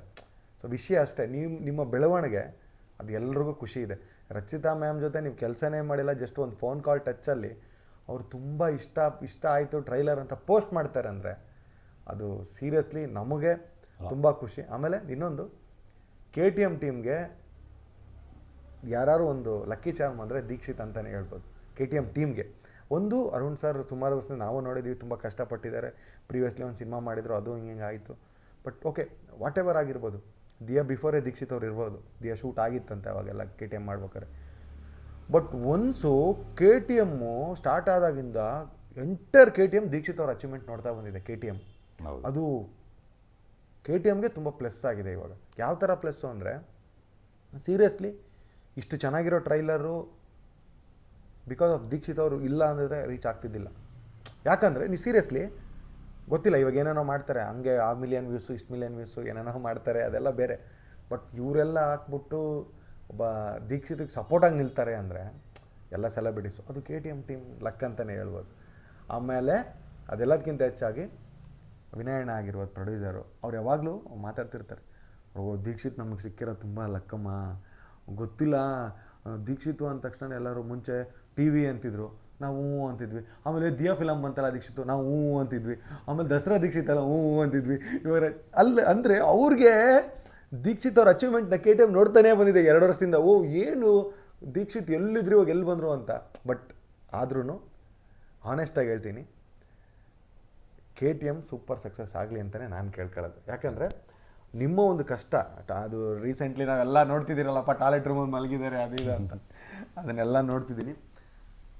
ತುಂಬ ದೊಡ್ಡ ಸಕ್ಸಸ್ ಆಗುತ್ತೆ KTM, ಅದ್ರ ಬಗ್ಗೆ ನೋ ವರಿ. ನನಗೆ ತುಂಬ ಸ್ಟ್ರಾಂಗ್ ಫೀಲ್ ಇದೆ KTM ಸಕ್ಸಸ್ ಆಗೇ ಆಗುತ್ತೆ ಅಂತ. ಯಾಕಂದರೆ ನಿಮ್ಮ ಕಷ್ಟ ಎಲ್ಲದಕ್ಕಿಂತ ಹೆಚ್ಚಾಗಿ ನಿಮ್ಮ ಕಷ್ಟದ ದಿನಗಳು, KTM ಹಂಗೆ ಬರುತ್ತೆ, ನಿಮ್ಮ ಕಷ್ಟದ ದಿನಗಳಲ್ಲೂ ಬರುತ್ತೆ ಸಿನಿಮಾದಲ್ಲಿ. ಸೊ ನೋಡೋಣ, ದೀಕ್ಷಿತ್ ಅವ್ರ ಲೈಫ್ಗೆ ಆಲ್ಮೋಸ್ಟ್ ಸ್ವಲ್ಪ ಹತ್ತತ್ರ ಥರನೇ ಇದೆ KTM. ಬಟ್ KTM ಥರ ಏನು ದೀಕ್ಷಿತ್ ಅವ್ರು ಇಲ್ಲ, ಬಟ್ ಅವರು ತುಂಬ ಇನ್ವಾಲ್ವ್ ಮಾಡಿದ್ದಾರೆ. ನೀವು ಕುಂದಾಪುರ ಆ ಕಡೆ ಸೈಡು ನೀವೆಲ್ಲ ನೋಡಿದಾಗ ಮೇ ಬಿ ಹಂಗೆ ಇದ್ರೆ ನೀವು ಚಿಕ್ಕ ವಯಸ್ಸಲ್ಲಿ ಹಂಗೆ ಅನಿಸುತ್ತೆ. ಬಟ್ ಇಷ್ಟೆಲ್ಲ ಒಂದು ಕಷ್ಟದ ದಿನಗಳನ್ನ ಮೆಟ್ಟಿ ಇವತ್ತು ದೀಕ್ಷಿತ್ ಅವರು ನಮ್ಮ ಮುಂದೆ ಒಬ್ಬ ಸ್ಟಾರ್ ಆಗಿದ್ದಾರೆ ಇವಾಗ. ಅಫ್ಕೋರ್ಸ್ ಐ ಹೋಪ್ ಮುಂದೆ ಬರೋಂಥ ಬರೀ KTM ಅಷ್ಟೇ ಅಲ್ಲ, ನೆಕ್ಸ್ಟ್ ಬ್ಲಿಂಕ್ ಬರ್ತಿದೆ ಸಿನಿಮಾ, ಆದಷ್ಟು ಬೇಗ ಅದು ಅನೌನ್ಸ್ ಮಾಡ್ತಾರೆ. ಅದಾದಮೇಲೆ ರಕ್ಷಿತ್ ಶೆಟ್ಟಿ ಸರ್ ಟೀಮಲ್ಲಿದ್ದಂಥ ಅಭಿ ಅವರು, ಪಿನಾಕಲ್ ಅಭಿ ಅಂತಲೇ ಫೇಮಸ್ ಅವರು. ಸೊ ಅವರು ಬ್ಯಾಂಕ್ ಆಫ್ ಭಾಗ್ಯಲಕ್ಷ್ಮಿ ಅಂತ ಒಂದು ಸಿನಿಮಾ ಮಾಡ್ತಿದ್ದಾರೆ, ಅದರಲ್ಲೂ ದೀಕ್ಷಿತ್ ಅವರು ಹೀರೋ. ಅದಾದಮೇಲೆ ನನ್ನ ಫೇವ್ರೇಟ್ ಆ್ಯಕ್ಟರ್ ಅಲ್ಲು ಅರ್ಜುನ್ ಅವರ ಬ್ಯಾನರ್ ಅಂತ, ಅವ್ರ ಬ್ಯಾನರಲ್ಲಿ ಗೀತಾ ಆರ್ಟ್ಸಲ್ಲಿ ಗರ್ಲ್ ಫ್ರೆಂಡ್ ಅಂತ ಸಿನಿಮಾ ಮಾಡ್ತಿದ್ದಾರೆ ರಶ್ಮಿಕಾ ಮಂದನ್ನ. ಖುಷಿ ಏನು ಗೊತ್ತಾ, ಅಲ್ಲು ಅರ್ಜುನ್ ಜೊತೆಗೂ ರಶ್ಮಿಕಾ ಮಾಡಿದ್ದಾರೆ, ನಿಮ್ಮ ಜೊತೆಗೂ ಮಾಡ್ತಿದ್ದಾರೆ. ಸೊ ಅದು ನಮಗೆ ಖುಷಿ. ಈಗ ನಮ್ಮವ್ರ ಜೊತೆ ಮಾಡಿರೋಂಥ ಈಗ ಅಫ್ಕೋರ್ಸ್ ರಶ್ಮಿಕಾ ಮಂದನ್ ಅವರು ಆಫ್ಟರ್ ಪೊಗರು ಯಾವುದು ಮಾಡಿರಲಿಲ್ಲ ಕನ್ನಡದಲ್ಲಿ, ಪೊಗರುನೇ ಲಾಸ್ಟ್ ಧ್ರುವಣ್ಣನ ಜೊತೆ. ಅದಾದ್ಮೇಲೆ ಮೇ ಬಿ ಗರ್ಲ್ ಫ್ರೆಂಡ್ ಕನ್ನಡಕ್ಕೆ ಬಂದರೆ ನಮ್ಗೆ ಖುಷಿ ಆಗುತ್ತೆ. ಕನ್ನಡಕ್ಕೆ ಬಂದರೆ, ಯಾಕಂದರೆ ಮತ್ತೆ ಕನ್ನಡಕ್ಕೆ ಬರ್ತಾರೆ ಕನ್ನಡದವರೇ, ನಮ್ಮ ಕನ್ನಡ ಪ್ರತಿಭೆಗಳು ಅಲ್ಲಿ ಬೆಳೀತಿದ್ದಾವೆ. ನಮಗೆ ತುಂಬ ಖುಷಿ ಇದೆ ನಿಮ್ಮ ಜರ್ನಿ ಬಗ್ಗೆ. ಯಾಕಂದರೆ ಈ ಒಂದು ಅವರ್ಗಟ್ಲೇ ಬರುತ್ತೆ ಇದು. ಯಾಕಂದರೆ ಒಬ್ಬ ವ್ಯಕ್ತಿ ಕತೆ ಇದು, ಈ ಪಾಡ್ಕಾಸ್ಟ್ ಅಂತಲೇ ಹೇಳ್ಬೋದು. ನೀವು ಆರಾಮಾಗಿ ಎಲ್ಲ ಜರ್ನಿ ಮಾಡ್ಬೇಕಾರೆ ಇದನ್ನು ಕೇಳ್ಕೊಂಡು ಹೋಗಿ. ಈಗ ನಾವು ಜರ್ನಿ ಮಾಡ್ಬೇಕಾದ್ರೆ ನಿಮ್ಮದೊಂದು ಜರ್ನಿ ಒಂದು ಅರ್ಥಪೂರ್ಣವಾಗಿರುತ್ತೆ. ಯಾಕಂದರೆ ಒಬ್ಬ ಮಿಡ್ಲ್ ಕ್ಲಾಸ್, ಸಾಮಾನ್ಯ ಲೋವರ್ ಮಿಡ್ಲ್ ಕ್ಲಾಸ್ ಹುಡುಗ ಇವತ್ತು ಈ ಮಟ್ಟಕ್ಕೆ ಬೆಳೆದಿದ್ದಾರೆ ಅಂದರೆ ನೋಡಿದ್ರಲ್ಲ ಅವ್ರ ಕಷ್ಟದ ದಿನಗಳ. ನೀವು ಕಷ್ಟಪಡಿ ಏನೋ ಒಂದು ಆಗ್ತೀರ ಅನ್ನೋಕ್ಕೆ ಬೆಸ್ಟ್ ಎಕ್ಸಾಂಪಲೇ ದೀಕ್ಷಿತ್ ಅಷ್ಟೇ. ಇನ್ನೇನು ನಾವು ಹೊಗಳ್ತಿಲ್ಲ, ಹೊಗಳೋದು ಈಗ ಹೋಗ್ಬಿಟ್ಟು ಅವ್ರು ಏನೋ ದೊಡ್ಡ ನೆಕ್ಸ್ಟ್ ಲೆವೆಲಿಗೆ ಪ್ಯಾನ್ ಇಂಡಿಯನ್ ಸ್ಟಾರ್ ಆಗ್ಬಿಟ್ಟವ್ರೆ, ಅವ್ರನ್ನ ಹೊಗಳೋದು ಅದು ಬೇರೆ ವಿಷಯ. ದೀಕ್ಷಿತ್ ಅವ್ರು ಹೇಳಿದ್ರಲ್ಲ ಪಿನ್ ಟು ಪಿನ್ನು, ಅದೆಲ್ಲ ಯಾವುದು ಸುಳ್ಳಲ್ಲ, ಎಲ್ಲ ನಿಜಾನೇ. ಸುಮ್ಮನೆ ಏನೋ ಸಿಂಪತಿಗೆ ಇಟ್ಟಿಸ್ಕೋಬೇಕು ಆ ಥರ ಏನೂ ಇಲ್ಲವೇ ಇಲ್ಲ. ಹಂಗನಾಗಿದ್ರೆ ಯಾವುದೋ ದೊಡ್ಡ ಚಾನಲ್ಗಳಲ್ಲಿ ಕುಂತಾಗ ಇಂಟರ್ವ್ಯೂ ಮಾಡ್ಬೋದಿತ್ತಲ್ಲ. ಅಲ್ಲ, ಇದು ಸುಮ್ಮನೆ ಕ್ಯಾಶುವಲಾಗಿ ನಾವು ಇಲ್ಲ ಅವರು ನಾರ್ಮಲಾಗಿ ನಿಮ್ಗೆ ನೋಡಿದ್ದೀನಿ ಎಲ್ಲ ಇಂಟರ್ವ್ಯೂ, ನನಗೆ ಆ್ಯಕ್ಚುಲಿ ಒರಿಜಿನಲ್ ದೀಕ್ಷಿತ್ ಬೇಕು ಅಂತ ಮೊನ್ನೆ ಮಾತಾಗಿತ್ತು, ಆಯ್ತು ಮಾತಾಡೋಣ ಅಂತ ಸುಮ್ಮನೆ ಕ್ಯಾಶುವಲಾಗಿ ಮಾತಾಡಿದ್ವಿ. ನಾವೇನು ತುಂಬ ಆಡಂಬರವಾಗಿ ಅಲ್ಲೊಂದು ಕ್ಯಾಮ್ರಾ ಇಲ್ಲೊಂದು ಕ್ಯಾಮ್ರಾ ಇಟ್ಟು ಮಾತಾಡ್ತಿಲ್ಲ. ಸುಮ್ಮನೆ ಕೇಳಿಸ್ಕೊಳ್ಳಿ ನಮ್ಮ ಮಾತುಗಳನ್ನ, ನಿಮ್ಗೆ ಇಷ್ಟ ಆಗುತ್ತೆ. ಯಾರ್ಯಾರೆಲ್ಲ ಫೆಬ್ರವರಿ 16ಕ್ಕೆ ಫ್ರೀ ಇದ್ದೀರೋ, ಫೆಬ್ರವರಿ 17, 18, 16 ಈ 3 ದಿವಸದಲ್ಲಿ ಒಂದೇ ಒಂದು 2ರಿಂದ 3 ಅವರ್ ಫ್ರೀ ಮಾಡ್ಕೊಂಡು KTM ಸಿನಿಮಾ ನೋಡಿ. ನೀವು ಟೈಮ್ ಪಾಸ್ಗಂತ ಸಿನಿಮಾ ನೋಡಿ, ನಿಮ್ಮ ಲೈಫ್ ಹಿಂಗೆ ಪಾಸ್ ಆಗುತ್ತೆ ಸಿನಿಮಾದಲ್ಲಿ. ಅದು ಮಾತ್ರ ನಾನು ಹೋಪ್ ಕೊಡ್ತೀನಿ. ಐ ಹೋಪ್ ಈ ವಿಡಿಯೋ ನಿಮಗೆ ಇಷ್ಟ ಆಗಿರುತ್ತೆ ಅನ್ಕೋತೀನಿ. ಸೊ ಯಾರೆಲ್ಲ ವಿಡಿಯೋ ನೋಡಿದ್ರು ಲೈಕ್ ಮಾಡಿ, ಶೇರ್ ಮಾಡಿ, ಹಾಗೆ ಕಮೆಂಟ್ ಮಾಡಿ. Thank you. Thank you. Yes, done. Podcast ಅಂತ ಇದು ಈಗ ಹೊಸದು. ಹೌದು. ಸುಮ್ಮನೆ ಹಾಕ್ಬಿಟ್ಟು ಹಾಂ ಹಾಂ ಹಾಂ